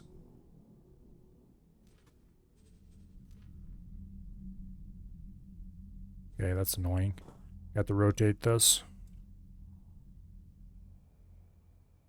Like that. What? No, don't do that. Why are you like this?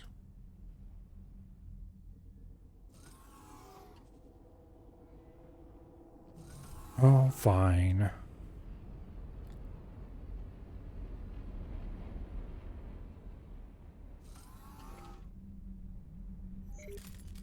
There we go.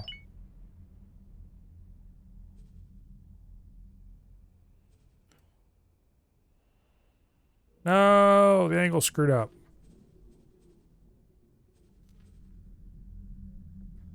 Ah.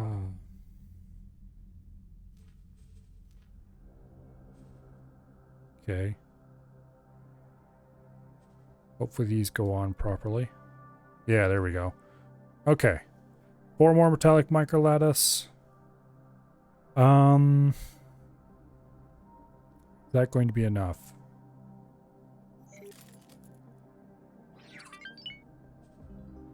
Damn you, stop clicking on this stuff. Okay, so we have 4. That'll make it 8. And then we have 8 silicon carbide already. And we have 8 compotronic substrates. We'll have 8, 8, 8, 8. I think we should be good on power for now.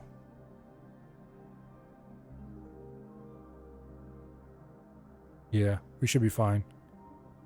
I don't really like having these sticking way out like this, though.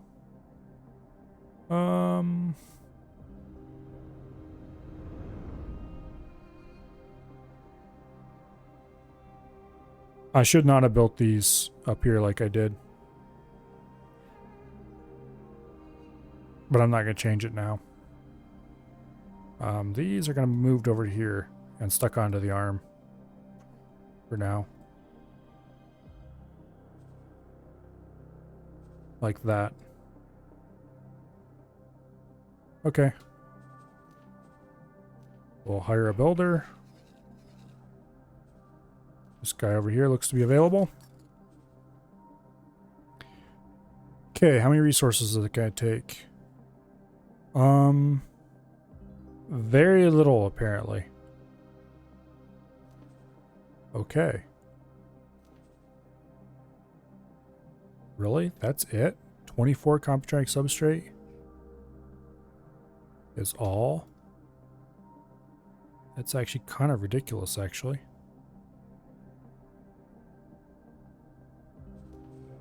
Okay. We definitely need a lot more metallic microlattice production. I think I might double the amount we're building, actually. Just to be completely insane. And if it turns out we have too much, then oh well, we can just produce more of the other things as well.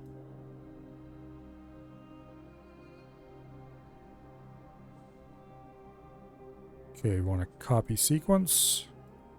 Boom. Requesting permission. Confirm changes. We're going to build 8 of the damn things. If we don't have enough metallic microlattice now, then I want to know what's wrong. And that still requires basically no resources. Okay. Got... Cobas are almost done, actually. So that's good. The Baldric.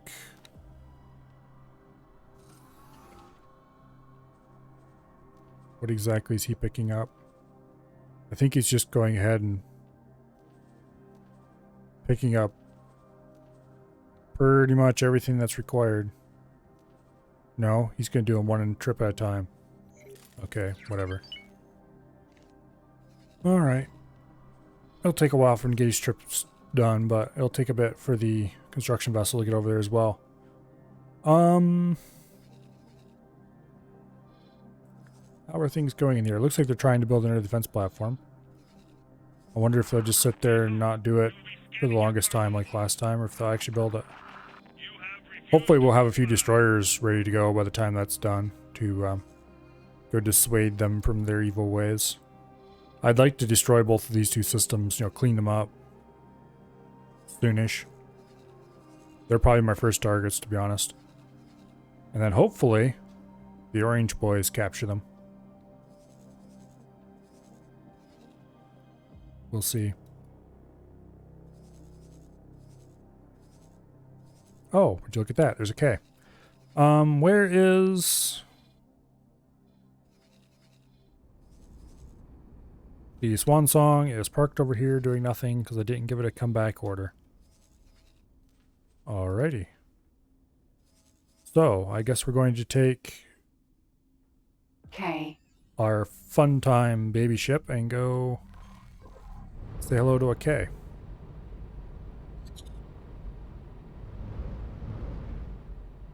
Somebody needs to go to explain to him that showing up unannounced like this is bad manners. I do wish that the warning horns for various stuff like that were more reliable. Because there's a warning that's supposed to be set off whenever an enemy capital like that shows up.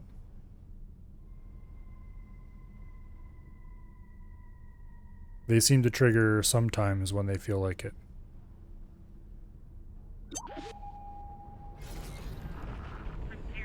Okay.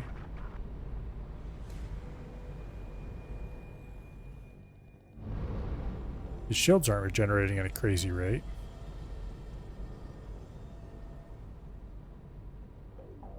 And he is being, or he was being shot by laser towers. I don't know what to think about that.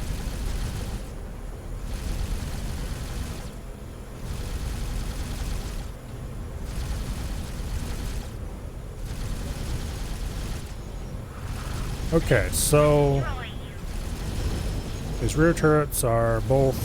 Whoa! I did not push forward on my stick hard. What in the world? Okay, well anyway. His rear turrets appear to be dead. Danger. Let's go see if he can make his... Oh. I hit the wrong button, like a dum-dum. Ramming speed. Well, in that case, it was I accidentally hit the travel drive button. Because the travel drive button is push up on the hat. The problem is it's the hat just above the hat that actually contains the targeting controls.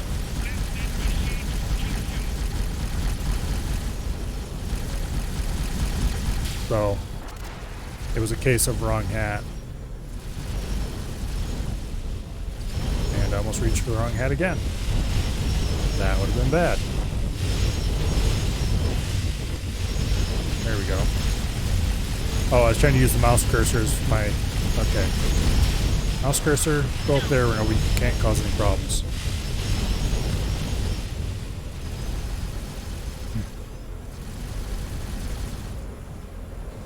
This time the laser towers actually seem to be doing their job. Awaiting orders. They're cleaning off. It's what are you gonna call them? Oh, the Swan Song is here. Swan Song, I've got a job for you down here. It's called blow the crap out of this K, and then when you're done, go fly over here and park. Okay. Now let's engage the loot suck and go see if we can clean up the area a little bit here. I don't know what the deal is with the laser towers. Sometimes it feels like they're healing the shields. Other times they actually seem to do damage. Also, this is heckin' loud. Let's get out of here.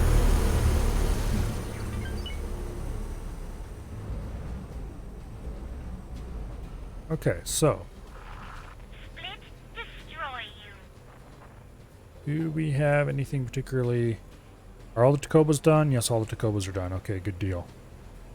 Let's sell those. Same place as always, maybe. 286. Pretty reasonable money. Boom. What's the bad thing here? Ooh. It's a bad thing indeed. It's okay. Okay, let's go over there and take care of that. Split, destroy you. Jump gate. Wretched skies. I did not even look to see how much money we made off that big fighter sale.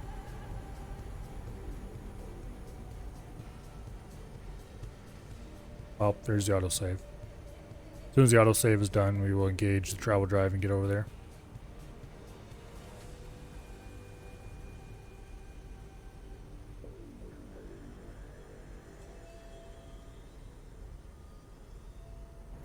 Okay, there we go. Why did it pitch me up? Okay, whatever.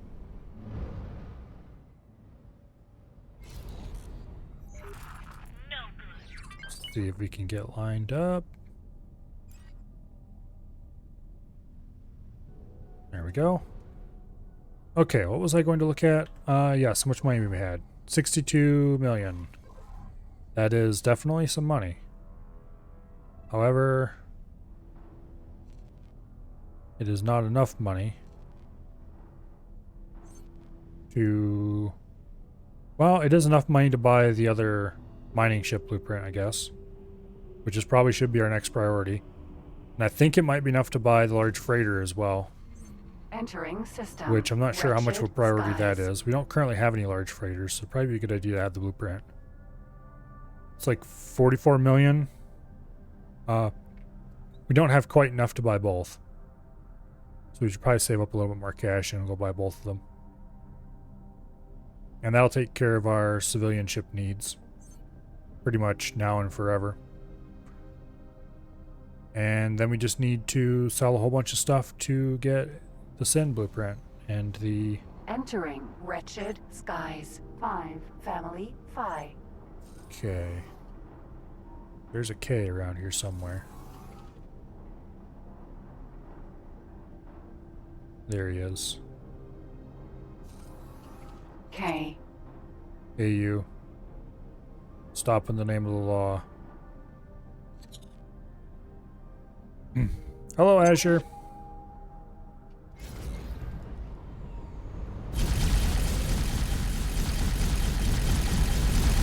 We are, once again, not in the Sin. We do need to be careful. Danger.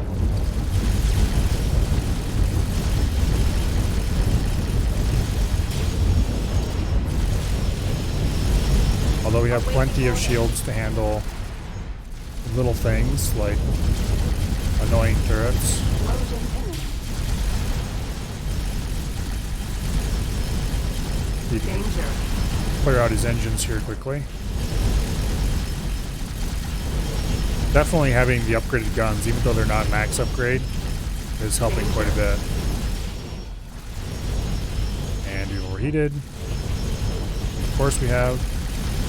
Okay, cycle over to their side. So you're contemplating getting this game and ended up on my stream? Well, it's definitely a good game to play.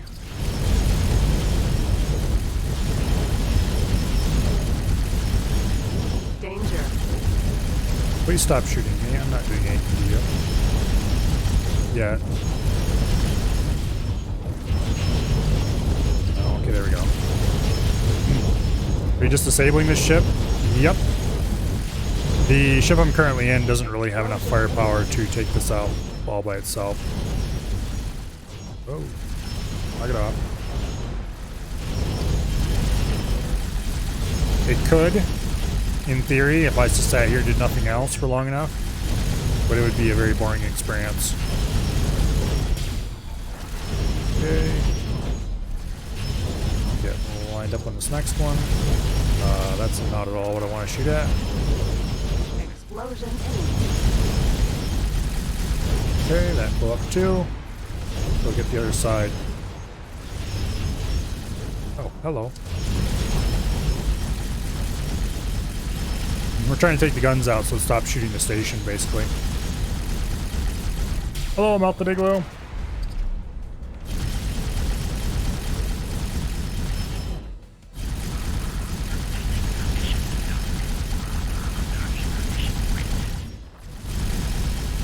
And boom. Now he just has like one, maybe two more guns. that can effectively range the station.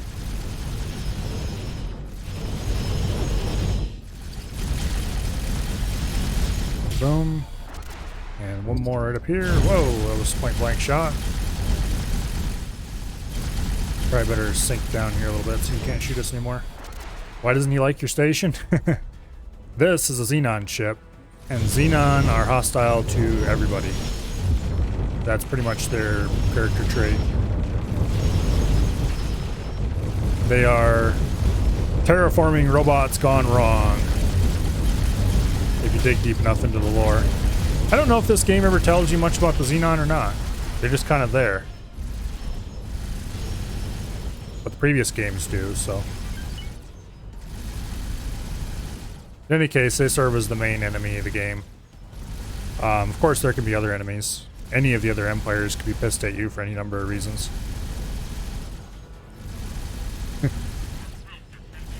Mentioned them in the devlog trailer you just watched. Yeah, well, Xenon are the #1 enemy. And this is probably the most common Xenon capital ship you'll see, a K. There's a bigger one yet called the I. But the I's and K's are the main. And there's M's and N's and P's and all sorts of fun things. But those are smaller ships. There's really not a whole lot we can do to this guy. We're just not built to take on capital ships. Oh, thank you very much for the follow, Azure Dawn. It's greatly appreciated. That is an AI ship who apparently had a bad piloting day. I think they mentioned they were going to colonize the universe and something just went really wrong with them. Yeah, basically. They were sent out with orders to terraform planets for the humans, and they decided they'd rather not do that, thank you very much, and things went horribly, terribly wrong. Mile High overview. I'm not actually that versed in the X game lore, to be honest. I've only played X3 and X4. What are you going to do with this ship next? Well, unfortunately, in X4 you can't capture this particular model of ship, because they are robotic ships after all, so it does make a certain amount of sense that you can't capture it. So what I should do is summon my destroyer, the Delilah's Swan Song, and order it to come in here and blow this thing to little smithereens. And while we wait for the Swan Song to show up, I'm just gonna keep wandering around the outside and blowing up whatever I can destroy. Can you salvage it? Yes, and also no. Once it's destroyed, it turns into a wreck, and that wreck can then be salvaged for resources. However, I do not have the required setup to do that in this game. It's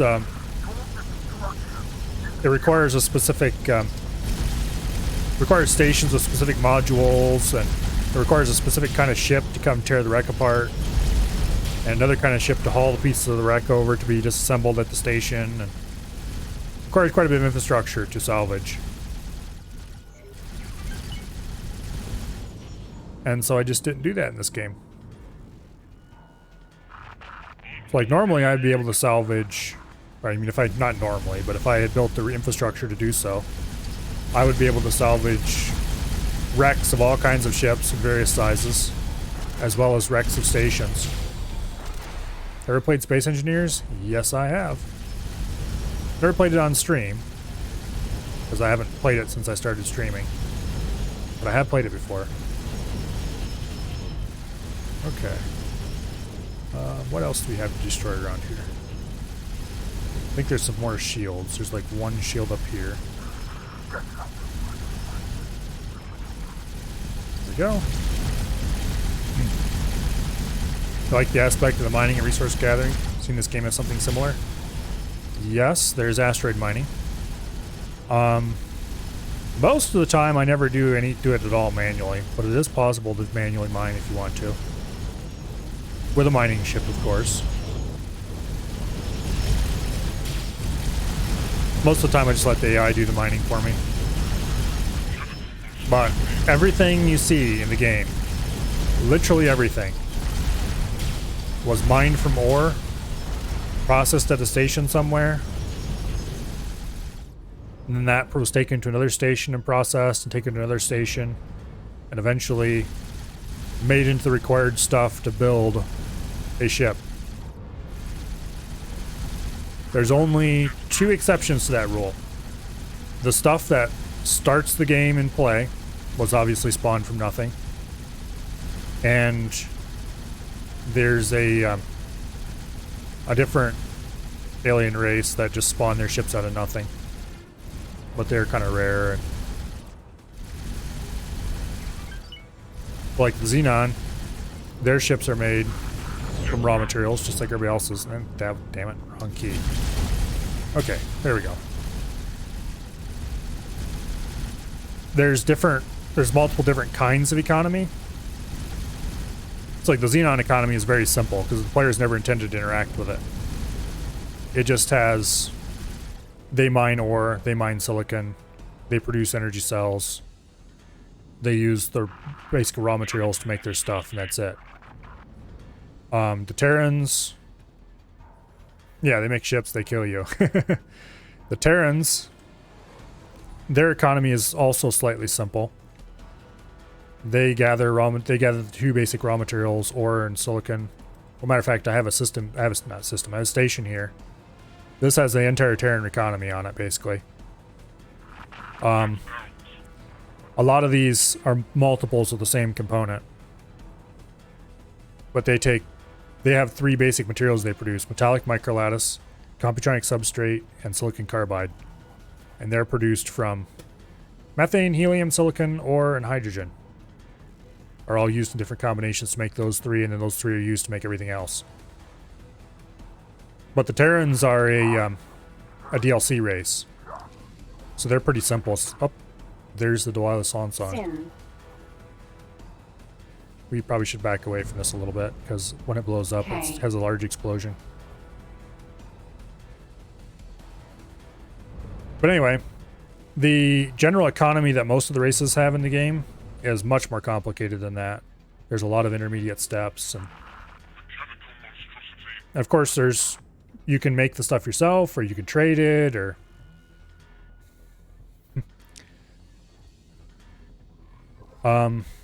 this system where I have my shipyard in, we zoom in a bit here, you can see mining ships going about their business, going to pick minerals up.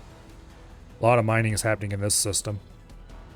It's like there's a Bolo, there's a Kaido, large mineral miners. I'll have to stop by one of them eventually. This station Refined goods complex. apparently produced refined goods, whatever exactly they mean by that. It's largely blown up at this point, so it's kind of hard to tell what it did. Let's see what this one did. High-tech factory. Okay, this is a high-tech factory. So it produced probably fairly close to the end of... Oh, the Sin is firing. You have to deal with gas, liquids, etc. Yeah. There's 2 kinds of miners. There's asteroid miners and there's gas miners. They mine a little differently. Asteroid miners go around, shoot asteroids, blow them up, pick up the result. The gas miners just kind of suck the result up. Explosion imminent. And boom.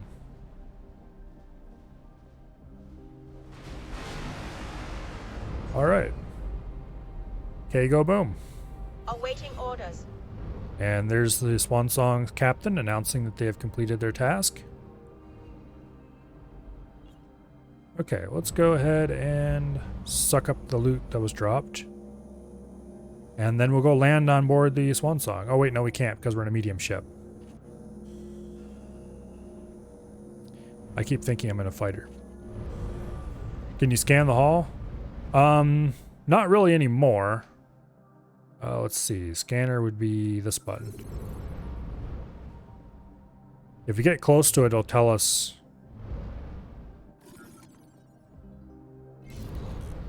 Not that button. That button. No, not that one either. Okay, here. Okay. There we go. It'll tell us it's a wreck It has 14K raw scrap on it if we want to process it. Which we don't have the capability of doing that. Before you blew it up, you could, though. Yes. Switch to scan mode, which would be that button, I think. No, that's long range scan. No, that's long range. There's normal scan mode. Okay. Here we can scan the station we were just protecting. There's a dock. We get close to it. It'll tell us. Okay, this right here is a split. That's the name of the race. Okay, it's scanning things around us right now, so keep switching different things. This is 1M, 6S. In other words, you can hold 1 medium ship, 6 small ships. Standard dock. Pretty boring as far as docks go. What is this piece here? Scan it, please. Stations are a little weird for scanning. They scan... Okay, it's a base connection. In other words, there's nothing. Smuggling vessel found nearby. Please assist in pursuit. Okay, this is a medium container storage. This is probably a... yeah, this is a worker habitat. What's this over here? This looks like another storage, maybe. This looks overwhelming. We assume they're very good tutorials. There's tutorials. They are better than the tutorials for the previous games. And some of them are very good. But I don't think I would ever go so far as to call them very good. It's not impossible to pick up just by, you know, playing the game. But it is a very complicated game. I've played for... oh, let's see how many hours do I have in this. 326 hours at this point. It's single player. Yeah, YouTube, there's some really good third-party tutorials, I guess you could call them, on YouTube.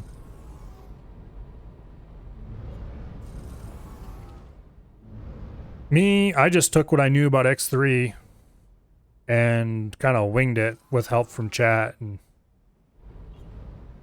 learned quite a bit. Yeah, this game, it's really good. I quite enjoy it. This is my second run so far. It's sandbox, so there's really no goal or objective. There's missions you can do, but they're just kind of there to have what amounts to a story.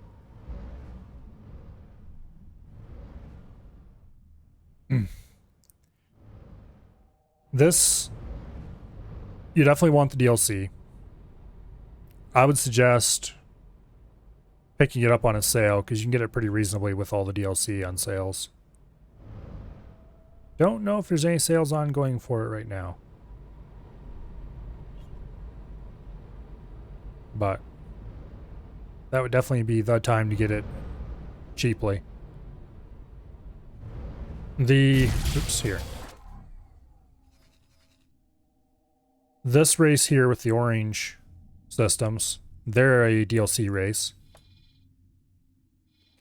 These guys over here are DLC race.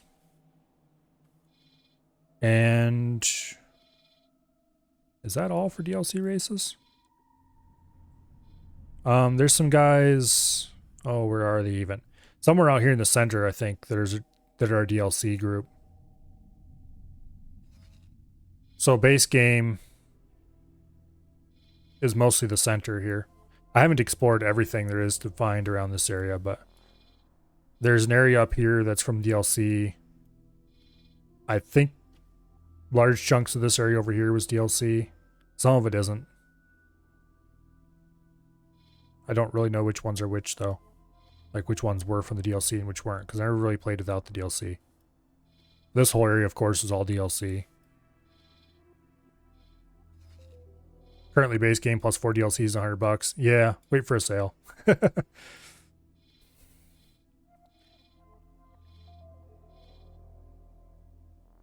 have mods? Yes, I do. I have, oh, let's see. I've got the list here on Discord. Let's go look at that. Okay, I have a mod that sells alternate paint jobs for the ships. I'm not even using those in this run. I don't know why I still have that installed. I have a mod that changes the equipment mods. Basically, oh, let's see. Let's select our current ship. View it here. Oh, here's the autosave. There's mods you can install, like modifications you can install on a ship that improve its capabilities in various areas. They're in the base game, but the base game version of them is RNG. The stats fall between this number and that number, and you basically have to keep installing them to try to get the best numbers, and I hate that. So I installed a mod that removes that RNG. Yeah, see, I've installed a bunch of modifications to this. Decreases the ship weight, increases damage of my weapons, increases recharge rate of my shield, increases rotational thrust of my engines. Yeah. Well, they do more than just that. They 20% engine boost, 45% strafe thrust, you know. All these numbers here, they would be RNG between a certain amount and a different amount in vanilla. This makes them so that they're fixed at just slightly under their vanilla maximum. I have another mod that allows you to craft the components you need to install these. Otherwise, you would have to get them as somewhat rare drops. They're still expensive with the crafting mod, but they are at least so slightly less of a grind to get. I have a mod that removes the speed limit when you go to dock in a hangar. And then finally I have an AI tweak that makes it so that AI is less willing to kill itself. You can fly a spaceship, but the manufacturer can't configure a laser to do a certain amount of damage. Yeah. Basically, the main thing I got was the mod to remove the RNG. The rest of them are just kind of small tweaks. Well, that and the AI mod. The AI mod makes your ships a lot less stupid. The vanilla AI isn't amazing. I mean, the AI still isn't amazing with the mod, but it's a lot better. They're less likely to do things that are just downright suicidal. Speaking of AI, let's order the Swan Song to fly back home and park. Okay. My little empire here basically is just 2 stations and a whole bunch of, well, not really a whole bunch even, but just a bunch of mineral miners and stuff. Is not large at all. It's kind of small, really. A lot of people have giant trading empires that cover the whole known universe, including large chunks that haven't even explored in this game. But anyway. Yeah, if you like flying around in space and like playing trading games, building a big fancy economy, this is probably the game to do it. There's really nothing else quite like the X games. Which is both good and bad, because sometimes I would like to have something like the X games, but a little different in certain ways. Not even sure how different I'd like it. I'd just like to see somebody else's take on the genre.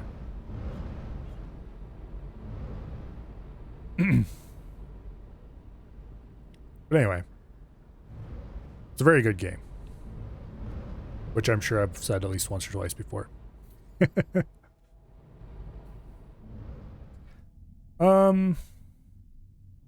Is there anything around here worth fighting? There's some Argon, which we're not going to destroy, because who cares?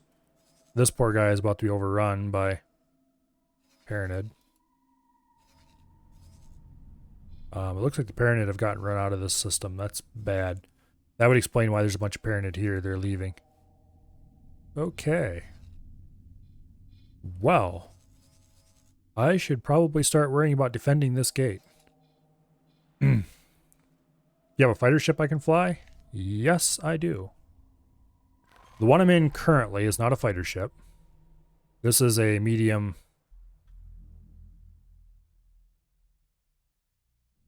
I don't know, Corvette kind of, I guess you'd call it. Actually, this is cool. You can look through the cockpit window and see the crew moving around. And you can actually see me right there. But anyway. Somewhere around here, we have the Shape of Things to Come. Okay, it's parked. Why is it parked there? Okay, anyway. We'll order the wheelbarrow to fly home.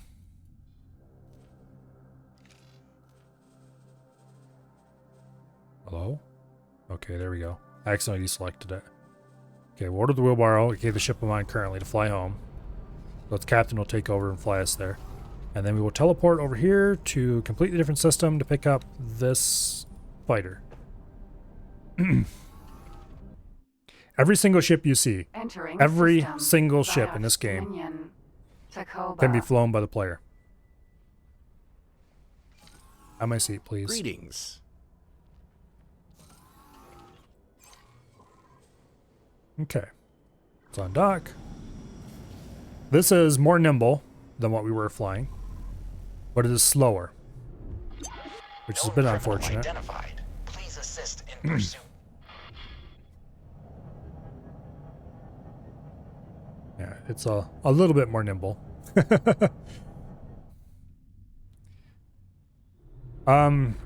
the player is too dumb to fly a ship, then the player can just order the eye to do everything, and it will work out. You don't have to fly a ship to be successful. Identified. Please assist in pursuit. You can hire crew to fly you around and just ride in the ship if you want.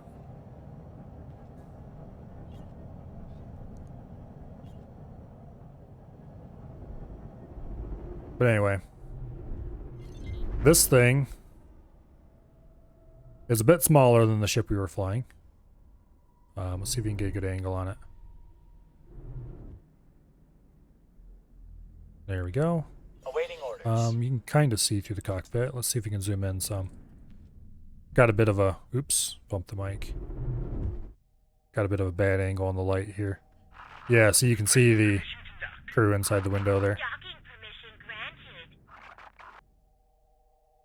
Anyway, this is a relatively small... It's not the smallest fighter, but it's small. Zoom out a little bit here.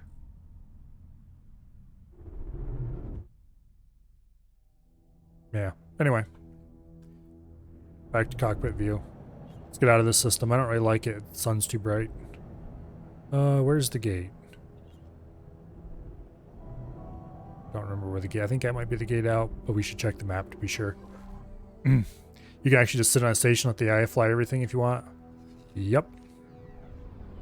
I usually don't do that because I really like the flying in this game. Open market. It's not the best space game flying I've ever experienced, but I really appreciate the fact that you can just fly any ship you want anytime you want. But particularly later in the game, a lot of people don't... Okay. It would probably help if I didn't screw up quite so badly. There we go. Particularly later in the game, a lot of people don't fly around much because they spend all their time managing their empire. Entering system. Open market. Anyway, this fighter's kind of craptastic in my opinion because it's a lot slower than I like my fighters to be. Jump gate. Family. Newt. Okay, we are going the right direction. Yeah, I crashed. Thankfully, unlike some of the Entering previous system. games... Family. Newt. Let's kill the engine here and have a look at the map. The ships are quite robust when it comes to crashing. Jump gate. Family. Zin. In X3, your autopilot would quite happily kill you by crashing you into things. This one, the autopilot will still happily crash you into things, but at least it doesn't kill you. I don't think I've ever been killed by the autopilot. It's tried, but it's never succeeded. Yeah, there's actually a voice line. Entering system. Family Zin. Sometimes if the autopilot messes up badly enough, the game will recognize that the autopilot messed up and will actually tell you, autopilot epically failed.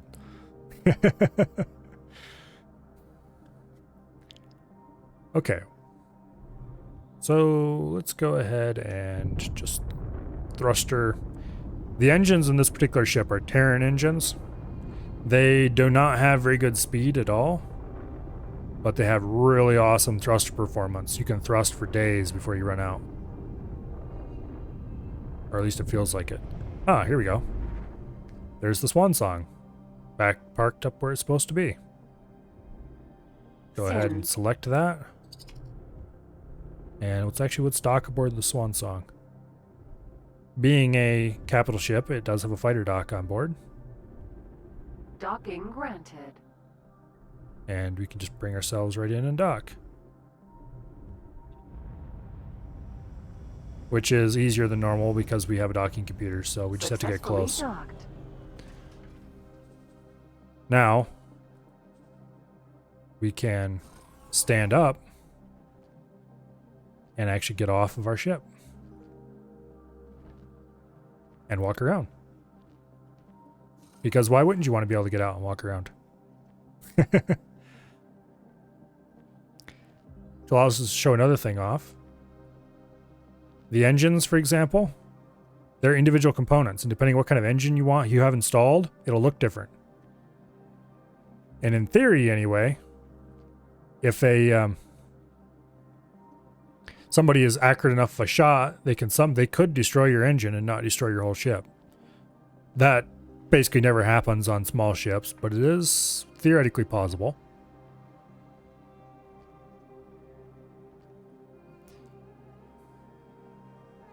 Yeah, anyway. So that's the fighter from the outside. Fighter landing bay. It's pretty small because this one only has a single dock. But we can come down here and teleport to other parts of the ship. Brig, crew quarters, they're just decorative. You can go there and you can look around, but there's really nothing to see. It's just kind of a there for looks part of the ship. Yeah, boring. It's kind of cool that it's there, but it's nothing to do there, so. The bridge, on the other hand, it would help if I was fully inside the thing when we teleported. Expecting to see a dialogue now that says pick Hobbs. Okay, here we are aboard the bridge. We could take command here if you wanted to. We can talk to the captain. Or we can go down here and talk to various crew members. We can use the secondary consoles. Unfortunately, there's not much you can do with these consoles. There's a few things you can do, but like you can't take control of the guns by using gunnery, which is unfortunate. It'd be awesome if you could, but it's just not a thing. But you can look out and, you know, see the ship, which is cool. But anyway, this is a capital ship, so most games wouldn't let you. But this is X4. So we can take command. And fly it just like normal ship. Very slowly, mind you, but we can fly it. Our fighter just decided to head somewhere to be, so it undocked and flew away. That's what happens when you forget to remove their orders before you get on. They'll go and repeat those orders again. If the ship happens to be equipped with main guns, which most destroyers are, you can fire them just like you would on a dinky little ship. You can't fire the turrets manually. At least not as far as I know. Like this one, we have 4 large turrets on the top, 4 more on the bottom, and then 4 smaller turrets on top and bottom here in the back, which is actually a really low number. This thing has very few large turrets, or small turrets, I mean. And then you got engines back here. All of these components mounted on the surface, all the guns, all the shields, everything, can be destroyed by the enemy just the same way as I was destroying stuff on that K. And sometimes that can end very badly if you get the wrong things attacking you. They can take your engines out, and then you're stuck and you can't maneuver or move, and then you're dead. So, that's kind of a two-edged sword. But anyway. Let's teleport to something else. Let's see. What do I have around here in the way of flyables? Let's remove the orders from the wheelbarrow so it doesn't go flying off later. Or rather, if you leave it someplace later, it can teleport back. If you died as Universe Delete, no. You have to load a save, but it's not like permadeath. You can reload. If your ship blows up, you don't automatically die, though. If your ship blows up, you get ejected. Actually, let's go show that off. Let's do an old-fashioned transfer without teleporting. Okay, the wheelbarrow is right over there. Katana. We're going to fly over to the wheelbarrow, and then we're going to do a spacewalk to transfer. If your ship blows up, you end up dumped in space in your spacesuit. And hopefully you have another ship that can come rescue you. Otherwise, you better reload the game. I'll usually reload the game anyway because... well, it depends on what's going on. If I lose, say, my only extremely expensive capital ship, then I'll just reload the game because I'm masochist.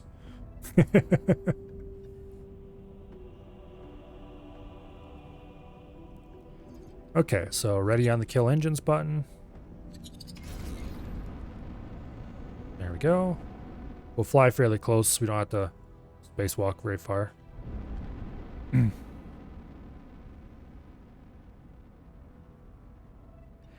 Basically, spacesuits work exactly like the normal ships, except you don't have a flight assist.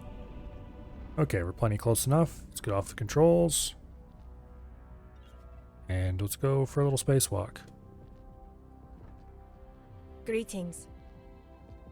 I'm using the mouse for walking around here just because I need it to run this menu anyway, so. Okay, let's teleport to use spacesuit. And this launches us from a little dock on the outside of the ship.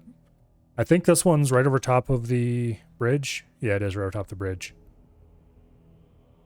Okay.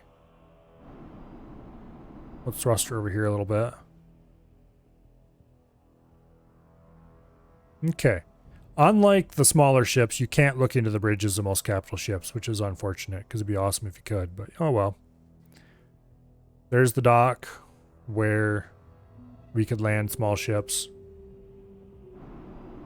It's kind of ridiculous in a way, because you can fly down here and look at people while they're walking around out here. Even though you can't actually land there, which is, I kind of wish you could, but I know why they don't let you. It just makes it way easier. But anyway, over here is the wheelbarrow. Go ahead and select it. And let's fly over there. This, being a katana, has its docking port for crew right above the bridge. Okay, are we upside down or right side up? I think we're looking at the bottom of it right now. Yeah. Okay. Yeah, we're looking at the bottom of it. Go ahead and fly over here.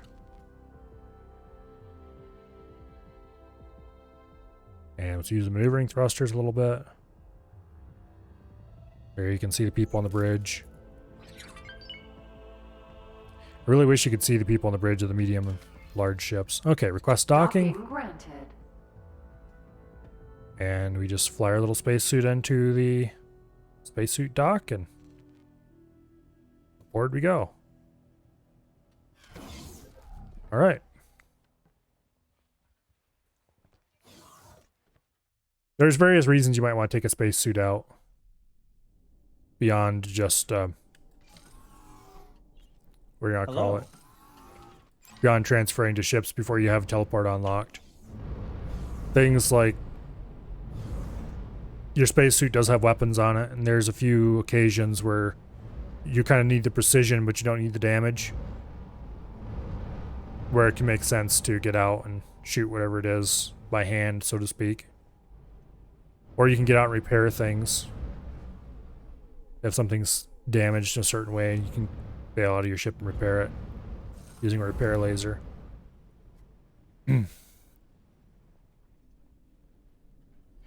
Hat choices is now to have plans to build a new defense station. I can get paid for killing Xenon ships.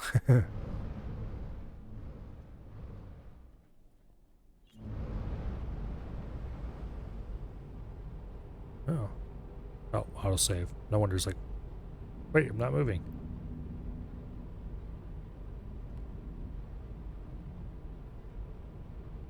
Is there a new patch?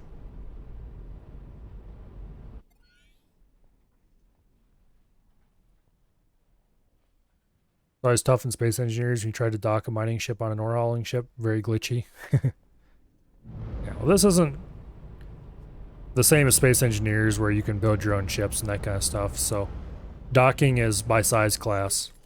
There's small docks, which are little squares like that. And then there are medium docks here. Let's actually go look at our station. It's around here somewhere. There you go. This is my main shipyard station.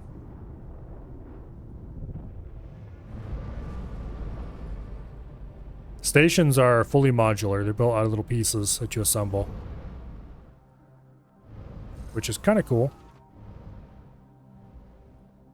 So these pieces here, from that joint that I'm pointed at to that joint there, is a single solar panel. So we have 1, 2, 3 solar panels in each one of these arms up here.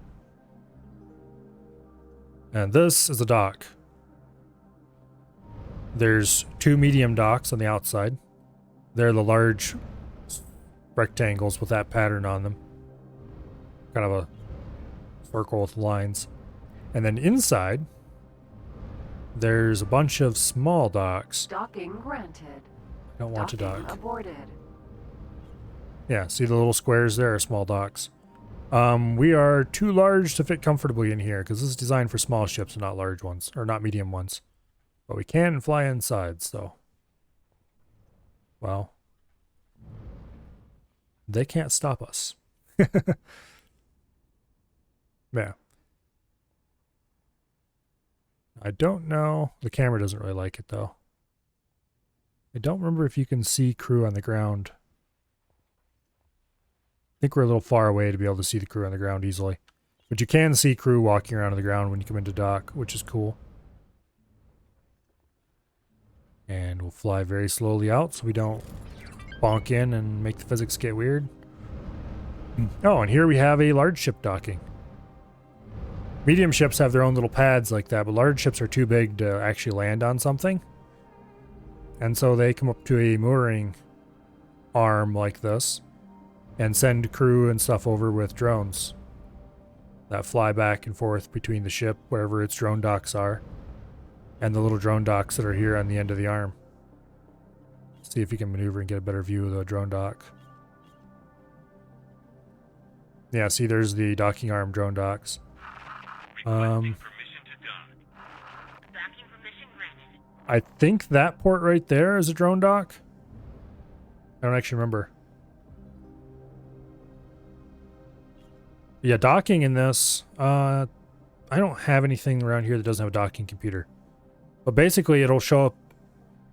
Well, let's go dock. Or request docking permission. I'm not actually going to dock. And we can have a look at the UI for it. The UI is the same for all classes of ships. Oh, here we have a medium ship coming into land. This is a... what is he? That's a Bolo. Okay.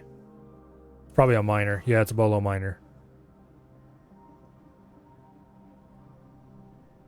Anyway, If we request docking permission, Building drone. which we will, Shipyard. there we go. Docking granted. So it'll show you a little outline of where you're supposed to dock, so you know which pad to land on. And it'll show a green line of dots headed in the direction to go. So if you're like on the other side of the station, you can tell where you need to maneuver more or less. Something hit us. Anyway, let's get a look closer to the docking UI shows up. Okay, here we go. Docking UI. You just line up all the lines to their straight, and then you can dock. So you put your nose, the blue circle there in the center, you put that right over top of the green dot. And then you roll until those are lined up. And then you, whoops. Okay. There we go. Then you thrust side to side until the little arrows are all lined up in the center like that. See the little blue arrow? Then you move down until you have that arrow meeting in the center. And you move forward until the green arrow with a line on it at the bottom is also in the center. Basically, you move everything to the center like that. Where's my mouse pointer? Everything right here to the center. Once everything meets in the center there, you've docked. It's quite intuitive and easy. Docking aborted. With a docking computer, you Docking just have to get granted. close. Docking aborted. Without the docking computer, you need to have everything lined up pretty much perfectly. The larger the ship, the more perfectly it has to be lined up. Docking a large ship without a docking computer is an exercise in going very slowly and very precisely.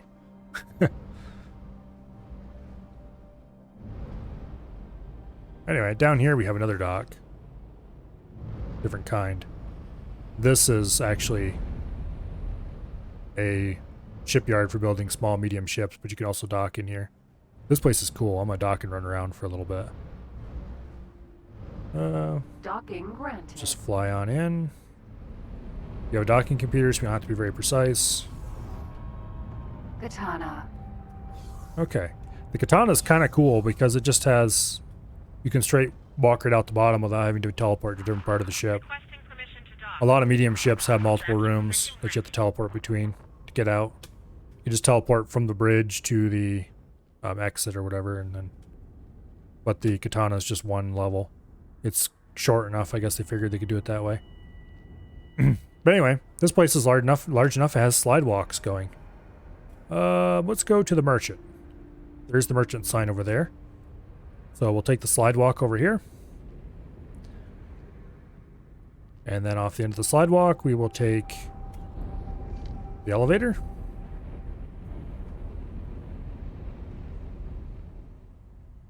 Which, there's the katana we were just aboard. It looks like we have a... We're not sure what that is docked down there. Anyway, here we have rows of small ship docks. Up here we have the ship dealer. But more importantly, we can have a better view of the small ship docks. Oh, there's another bolo landing, and there's another bolo coming into land. Oh, that was a baldric. Okay. Baldric is a freighter. Why are we walking down here? We can just take the slide walk. Yeah. Why go the slow way when you can go the fast way? Alright, here we got a bolo taking off. Bolas are pretty cool, but they're not nearly as cool as the baldric is. Baldric just looks awesome.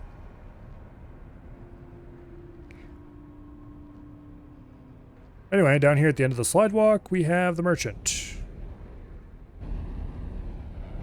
There is a bolo having AI issues.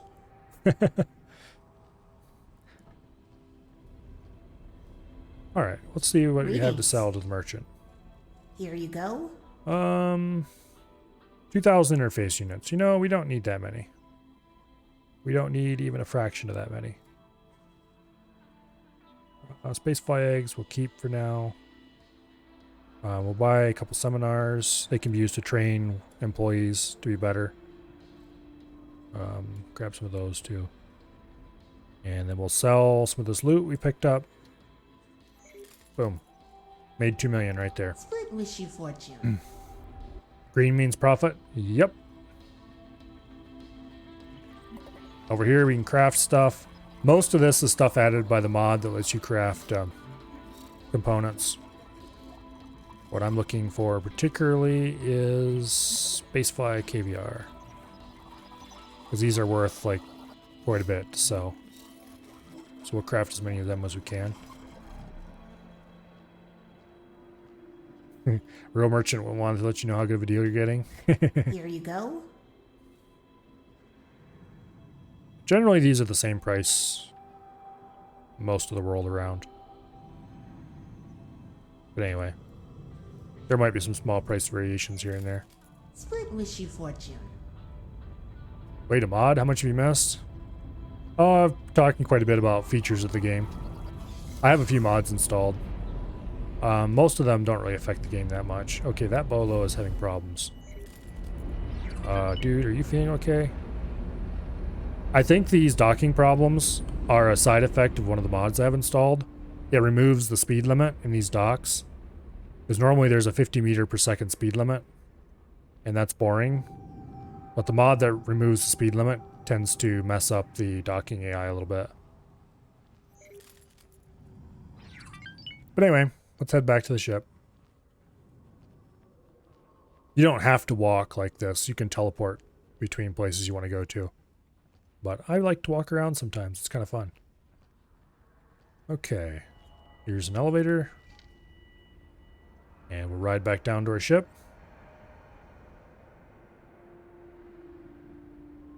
This ship is, I think, the fastest ship in the game. I haven't found anything else that's faster yet, anyway.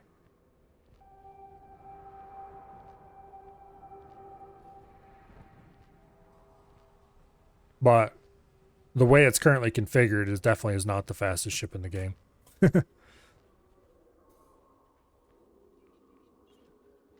Okay. Just imagine your aunt has a walker, bitch about those belts going too fast. They are pretty speedy. Alright. Back to space.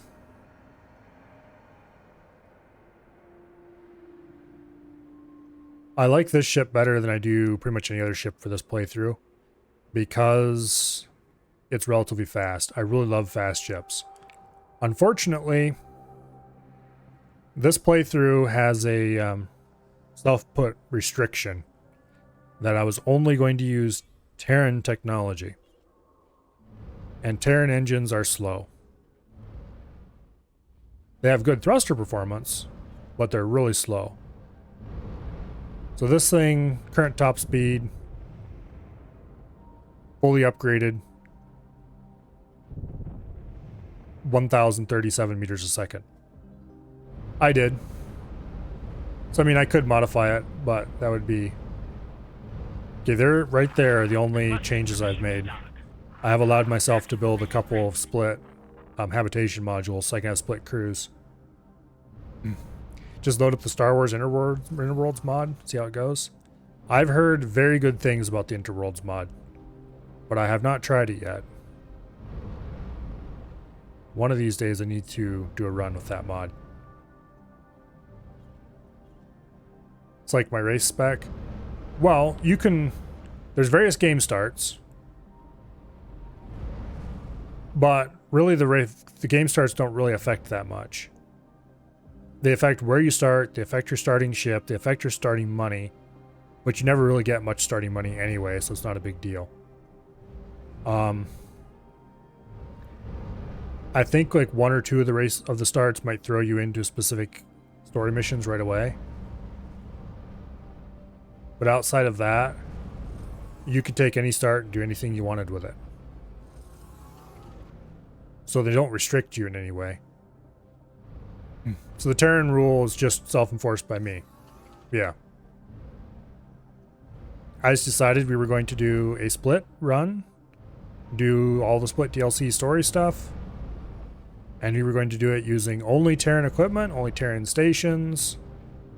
Basically, if it wasn't Terran, we weren't doing it. Except those worker modules there, and that's because I wanted to have split crews. Split being the name of the race that my player character is. So yeah, that's why we have this big white station instead of the red ones that are around here somewhere. Where's a good station around here? Okay, there's a station somewhere. Ah, over here. Split stations look like this one over here, which we're going to be at in a second. I'm gonna repaint it, no one will know. But anyway, I didn't realize just how craptastic Terran engines were when I made that choice, or how craptastic some of their guns were, for that matter. They've got pretty good ships. They've got amazing shields. But their engines are slow, and their guns aren't that great. Yeah, see, this is a split station. It's a little redder. Every race has their own unique station parts. And some degree, they have, some of them have slightly different. So you could put different race guns in your ship if I wanted. Yes, I could. But that wouldn't fit in with my self-put restriction. Criminal vessels. Please assist in pursuit. But yeah, everybody's tech is compatible. There are different ways to make things, because the Terran have a completely different economy from everybody else.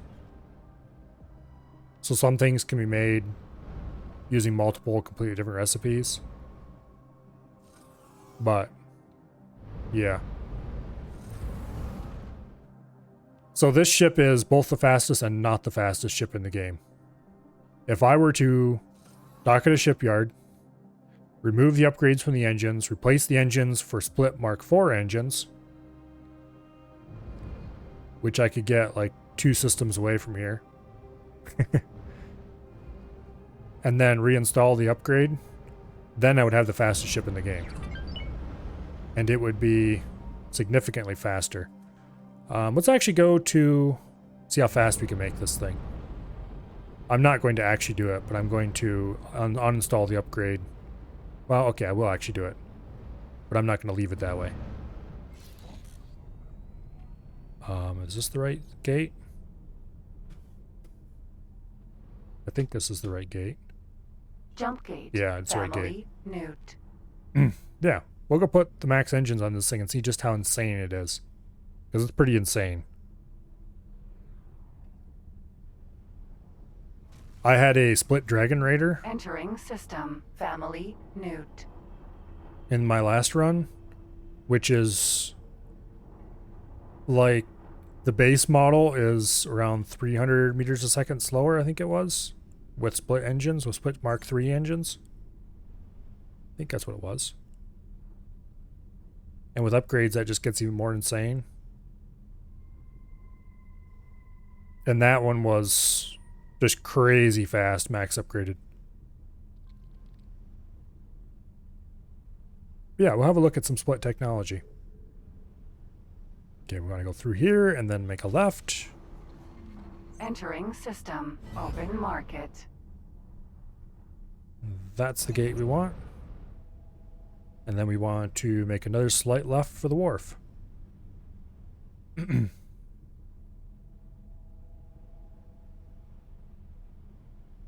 all nice and lined up on this gate. And then the wharf Entering system. is right over there. Right like that. Okay. Split wharf. Split engines like dual carburetors on a car. Something like that. Most races for small and medium ships, they have Mark 1, Mark 2, and Mark 3 engines. Split have Mark 1, Mark 2, Mark 3, and Mark 4 engines. Also, I accidentally hit the we're gonna call it flight assist off button, which decreased our braking performance considerably. Okay. This is the same basic Station module is what I was talking about earlier. Oh, there's the shape of things to come. Docking granted. Terran fighters are really slow too, even without Terran engines. If you put good engines on a Terran fighter, it would still be slow. Okay. So this ship is quite fast even with Terran engines. But what happens if we go put Split Mark IV engines on? Split have fast engines. Their shields are relatively low capacity. You want to go to the teleporter right over here. Their shields are relatively low capacity, but they're fast recharge rate. Their engines are fast, except they have thruster performance. They run off thruster rate pretty fast. And what else is characteristic of Split? Generally, they're fast, high damage, shorter range. That kind of thing. Okay, engine mods. We want to dismantle the engine mod. Okay. That drops our speed from quite fast to not very fast at all. Okay. Now, do we need to go all the way back to the ship or can we modify it from here? I don't remember. Okay, they don't have an employee here. How thoughtful of them. Okay, I guess we do have to go all the way back to the ship to modify it. Oh, wait. We can just teleport back to it. I forgot about that. Okay. Katana. Out of my seat, please. Let's go ahead and upgrade repair. I swear I removed that modification.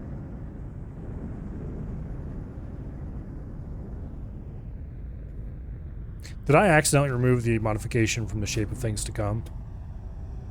I think I did. Well, that was dumb. Hello. Okay, back to where we were going. Oh wait, no, we don't have to do that for this one. I forgot. We can just walk off. Save first and reload after you played.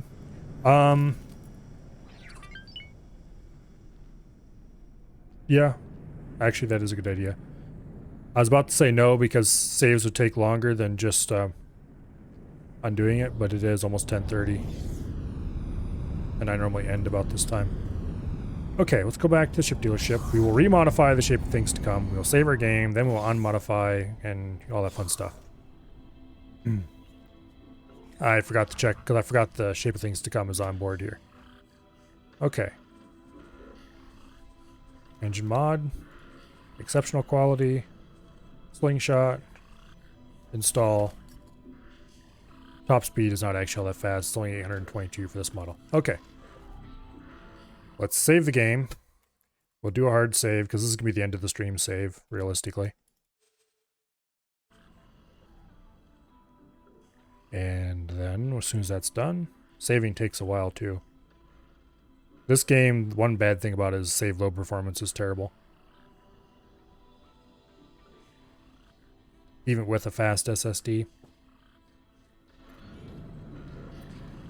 Okay. Now we properly select the wheelbarrow. We dismantle the engine mod, which takes us from 1,038 meters a second max speed to 865. Boom. Yeah, you only have to save the whole universe. Basically, there's things they could probably do that make the save load better. But, actually, why am I doing this? I can just hit that button and go back. Okay. Hello. Now, upgrade repair. Split combat Mark 4s right there. That takes our base speed up to 1,400. Mission granted. Now that's not base speed. Some of that is due to our hull mod making the ship lighter. But still, if we were to take off right now, our max speed would be 1,445. That's kind of insane. Okay, so we got 30 minutes for that to not 30 minutes, 30 seconds for that to finish. We don't actually want to use that. We want to go outside. What did I buy and jump to? Okay, that's run. I don't remember what I bound jump to. Oh well, it doesn't matter. Okay, so we're already 400 meters a second faster than what we were before the upgrade was installed. Or while the upgrade was installed. Now let's go reinstall the upgrade. So you want engine mods, exceptional quality. Oh wait, nope. We need to choose the wheelbarrow. Okay, slingshot, forward thrust. Install for a lot of money. 2,096 meters a second.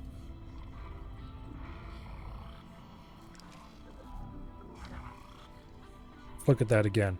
What is our boost speed is 14,000. Travel speed is 11k, which is actually isn't that impressive.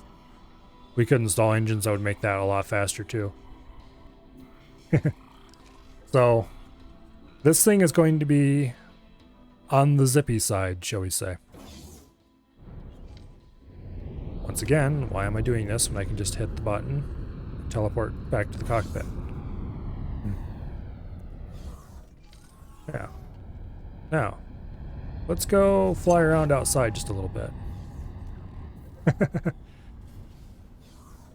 Okay, now, with the Terran engines, we could boost for like 10 seconds before we ran out of shields. Which is quite a while. With these engines, we can boost for a lot less. Probably about half as long. That said, we are going faster than we can travel in travel drive right now. Get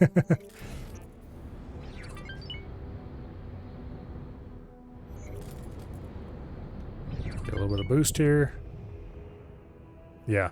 When you're flying with split engines, how do you get out of your ship? There's a... You can bind a key to get up. Which, by default, it's Control D, I think. And then you go over to your teleporter, which teleporters always have a door like that. And you activate the teleporter and choose Use Spacesuit. Or if you're on a space station, you get up, you come over here, you choose... I'm not sure what it'll be called. This one doesn't have the option. But anyway, you teleport to a different part of the ship if you have to. And then there should be a ramp somewhere that lowers down when it docks. If you're on a fighter, it'll always be in the cockpit somewhere, usually behind you. You just get up and then walk down the ramp. Depending on the style of fighter, you might have to go down a ladder or something to get out. Some of them you just walk straight out into the ground. Depends. Hello there. Okay. This thing being a medium ship accelerates kind of slowly. But hey, that's what thrusters are for. Now we're at full speed.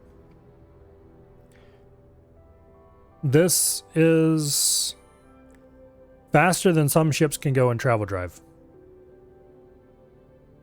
This ship has a 11k speed in travel drive, but why would you want to use travel drive when you can hit 11k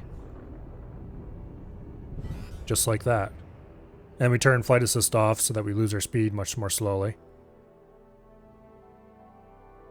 Yeah. Anyway, if you're flying with split engines, you need to pay a lot more attention to your shields because your boost does not last nearly as long as it does on a Terran ship. Any pirates to shoot? Yes, there are. There's several different pirate factions. They will often disguise themselves as other factions, though. So you won't see, like, hostile pirates, necessarily. You'll just see a ship that suddenly demands you drop your cargo and... Yeah, pirates are a little stealthier than this in the Iron mini games. Oh, you mean try this out against in combat? To be perfectly honest, this isn't actually going to perform much better in combat, if at all, because it's a medium ship and the acceleration's kind of crap. And so like right now we're maneuvering. We're doing like 400 meters a second, 500 meters a second. Now we're down to 200. Heavy maneuvering just kills your forward momentum, which we could fix by liberal use of just bumping the thruster. Keep our speed up. But then once again, if you're too fast, then you zoom through your weapon range too quickly, and you don't get enough chance to actually do a whole lot of damage. So really, for optimal ship combat, you're probably going to be running at like half throttle or so in a ship this fast. Small ship would pick you apart? No, because you'd be too fast for them to shoot you as well. Basically what you do is you just run a little slower and, you know, keep your speed down to about 1,000 or 500 or so, which is, in this configuration, like a third throttle maybe. Yeah, a medium ship like this, you would be hard pressed to lose to a small ship.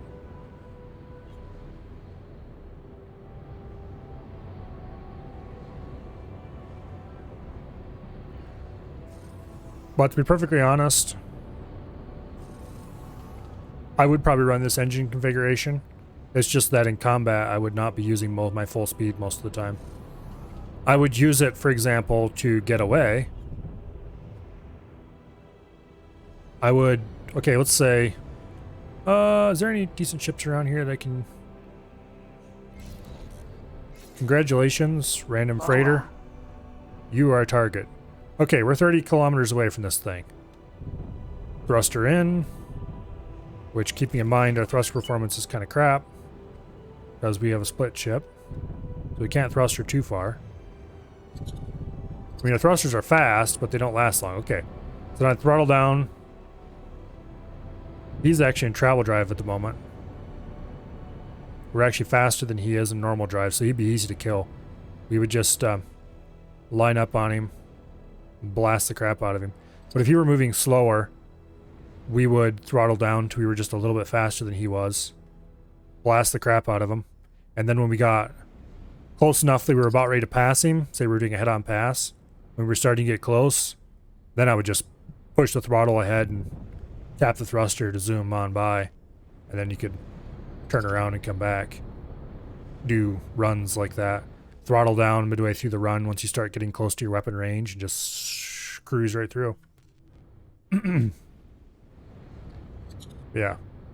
That particular freighter was going at his maximum speed, which is not very fast for he's pretty slow. But anyway, this is a split ship, so we can't thruster around like I normally would. Or, you know, split engine. But still, this thing is insanely fast. I'm tempted. Let's actually go ahead. This is going to take 2 minutes. Let's actually go ahead and load up into my previous run. Show off some cool stuff there. I've got some max upgraded split ships and stuff in there that are pretty cool. I never bought a katana, which is the ship I was just flying. I never bought a katana in this run. But I did have a Dragon Raider, which is Katana's little brother, maybe? It's squishier. It's slower. But it's got way more guns. Half again as many guns.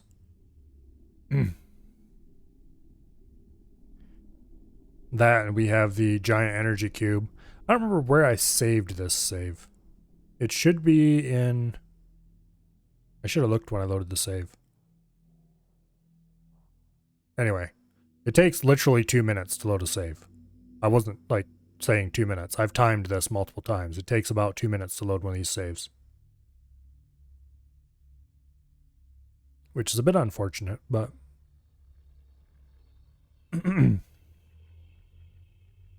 Teleporter on the ISD isn't working?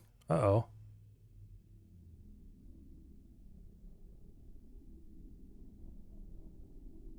I've never used that mod, so I can't really help.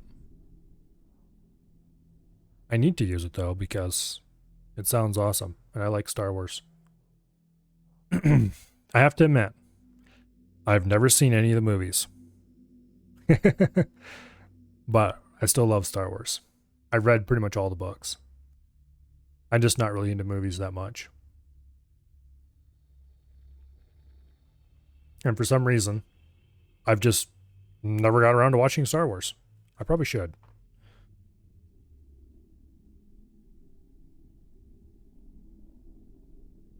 And now that I have firmly ruined any nerd cred I may have had.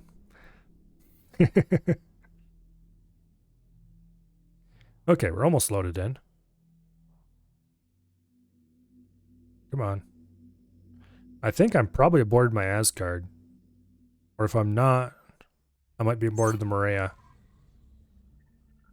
Ooh, we're aboard the Maria. This is like my favorite ship in the game. Where are we even? We are not where I thought we would be. Why are we in Windfall 3? You know what? Screw this. Let's go to a more interesting place. Autopilot engaged. We'll let the autopilot fly us here. I actually have a smaller empire in this save than I do in my current one. But it's much more combat heavy. We have Bow's Arrow of Light, Ash's Dragon, Avacern's Shark. There's Bob the Builder, Af's Folly. A lot of these are named after people. The H2Go. Mr. Freeze. The H2Go and Mr. Freeze are ice miners. Let's see. Do we have anything else that's named? The crafting menu, which is a construction ship. We have the Xenon Cross and the Pointy Stick defense stations. Gateway Station. I don't think I ever named that ship. Apparently I didn't. This ship I actually have a scrapping operation running in. You have Green Acres, which is the food station that produces food and medical supplies needed to the scrappy station. This giant cube handles scrapping enemy ships and also is my what do I call it? Pandorian's Viper and Dread's Judgment. Silent witness. A lot of these named after people in chat. The Money Printer, which is a station that made me a lot of money. Spent a lot of hours in this save. Let's see. Team Dyson. These were a bunch of ships that clear up enemy loot. Autopilot. Let's see. Disengaged. There's another couple ships of Team Dyson. Entering system. Atikva's choice. The hiking backpack. The assault backpack. These are freighters. Where is my...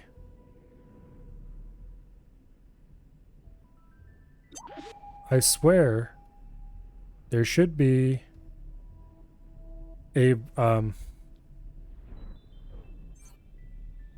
we looking at the wrong list? Ah, here we go. Much better. The Gimli, which is a small miner. System. Argon Prime. Where is Wasted Space? I'm not sure why I named one after Wasted. The Wheelbarrow 2, which is flying to Entering Black system. Hole Sun. Second contact. Why was I flying? The Wheelbarrow 2 is my Asgard. Entering system. True sight. Don't waste your time with the sequel trilogy. It looks good when you watch it the first time. Look at some of the more stuff closely. Yeah, I've read all the books. Except the new ones. Because those don't exist. So yeah, the sequel trilogy. Entering system. Holy vision. Anyway, so this is my Asgard. I'm not sure what it's doing in Black Hole Sun. I must have ordered it down there for something. I don't remember why now. But what am I looking for? We have a lot of crap in this list. The left paw, the left fin. Entering system. Pontifex's claim. Oh, okay, yeah, because I named some of these ships have auxiliaries on board. Entering system. Avocet and Shark was missed. originally the wheelbarrow. So we have the left fin and the right fin. One of them is a scout ship, and one is a fighter. And this, the one I'm flying, is named the On Foot 3. Let's see. Is there anything in here I particularly want to show off? Entering system. Unholy retribution. There should be... Where is that ship, and what did I rename it to? There should be a medium Entering system. Trinity Dragon Sanctum. Raider somewhere here. I know it's in this list. Where did I park it? It's not the Ballista 90 pound. Entering system. 'Cause that's a Paragon. Right promise. Is it? Okay, it's not aboard the Carbon Broadhead. Entering system. Profit Center Alpha. Where is that ship?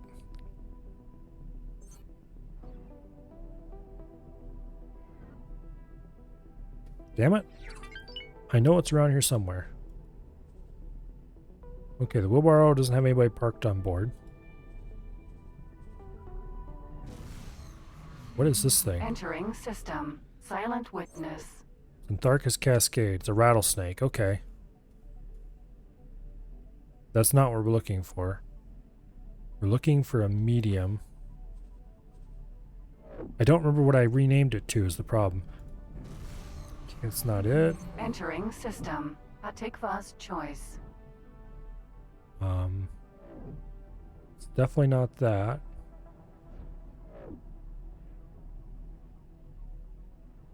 Nor is it this. Wait, am I sure it's not this? This, I think, is one you get as part of the campaign. Okay. What are you? Yeah. Entering system. That's not the one we're Argon looking for at Prime. all. I can't find it. Anyway, somewhere around here. Oh, I wonder if it's, no, it'd still be in this list. I think. Let's see what's docked at the Scrappy Station. Also, where Entering are we and system. why are we still Second flying? Contact. We should not be in second contact. What? Autopilot. Engaged. Autopilot, what are you doing? Okay, autopilot must have been turned off somehow. We flew past our goal. Somewhere Entering around system. here. Argon Prime. I don't think I got blown up. And I don't know why I can't fuck here. Let's sort by size. This will make it much easier to find what we're looking for. It is not in this list. Entering system. Atikva's choice. That is interesting. Do we have any? It must have got blown up at some point. Let me look.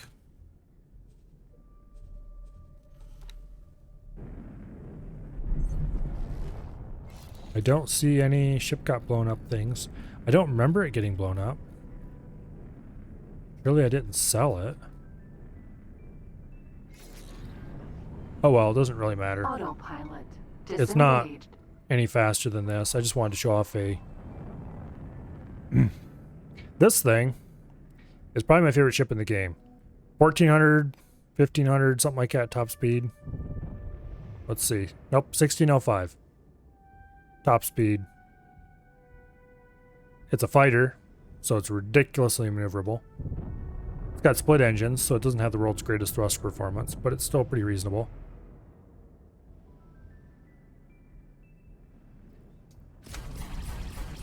Four guns.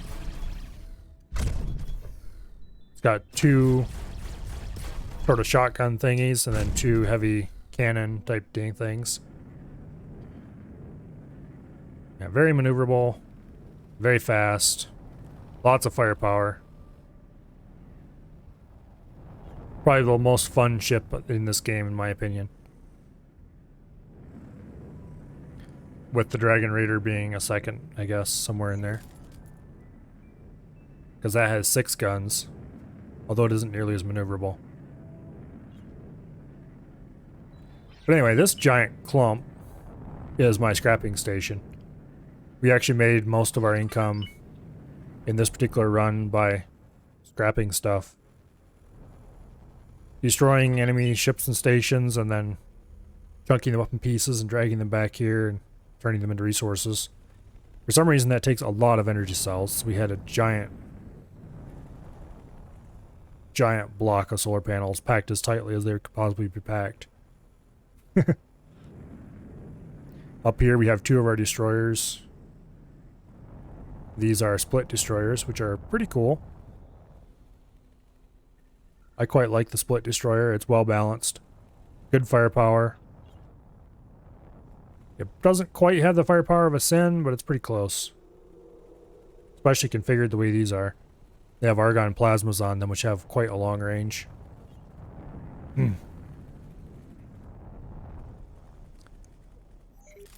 Yeah. Now for the other ship I wanted to show off, the one I couldn't find, notwithstanding. What are you? Peregrine, Vanguard. Okay, that is not what I was looking for. I don't know what happened to that ship, which is a bit unfortunate, because... yeah. We'll teleport to the wheelbarrow too, though.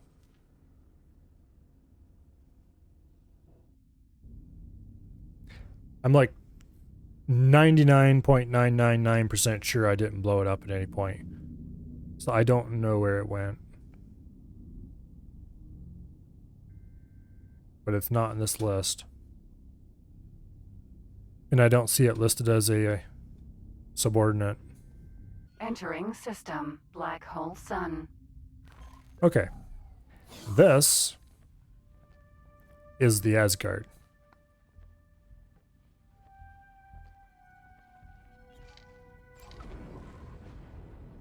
The Asgard is not small. Matter of fact, it can dock a medium ship and multiple small ships. It has 8 large turrets on the top and 8 more on the bottom. It's also coated with small turrets. There's some, I think there's some back here somewhere, or maybe they were over here. I don't remember where exactly. But anyway, there's small turrets scattered all over it. Not nearly as many as on the Raptor, but there's still quite a few. And best of all, it's got the big gun.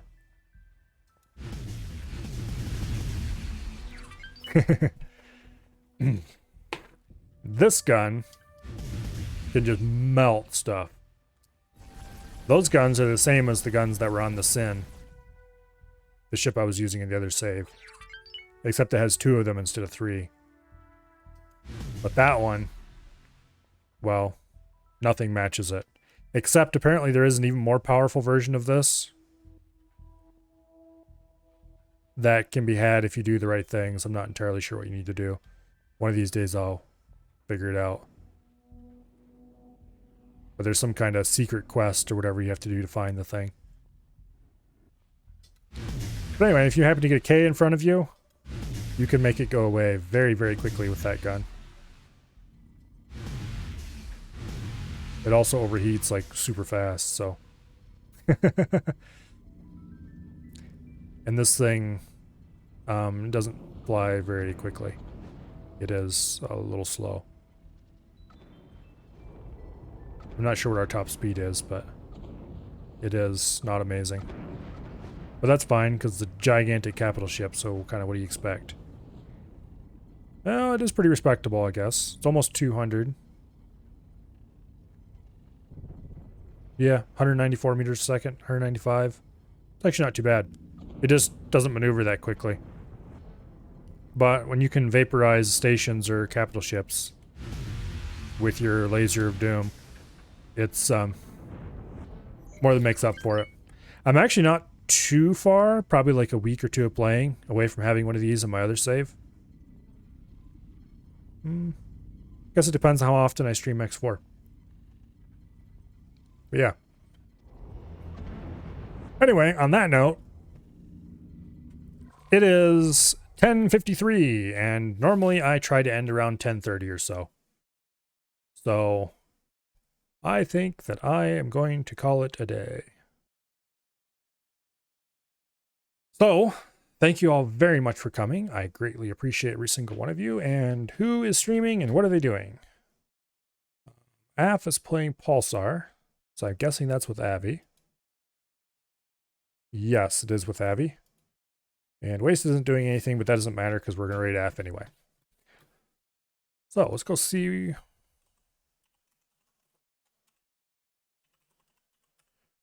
Okay.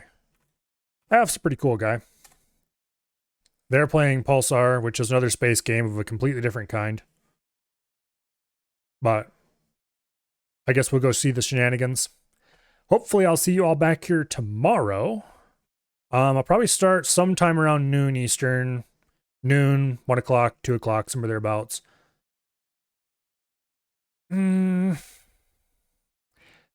Probably with Satisfactory. I really want to play with my flight sticks more, but Satisfactory's just too fun, damn it.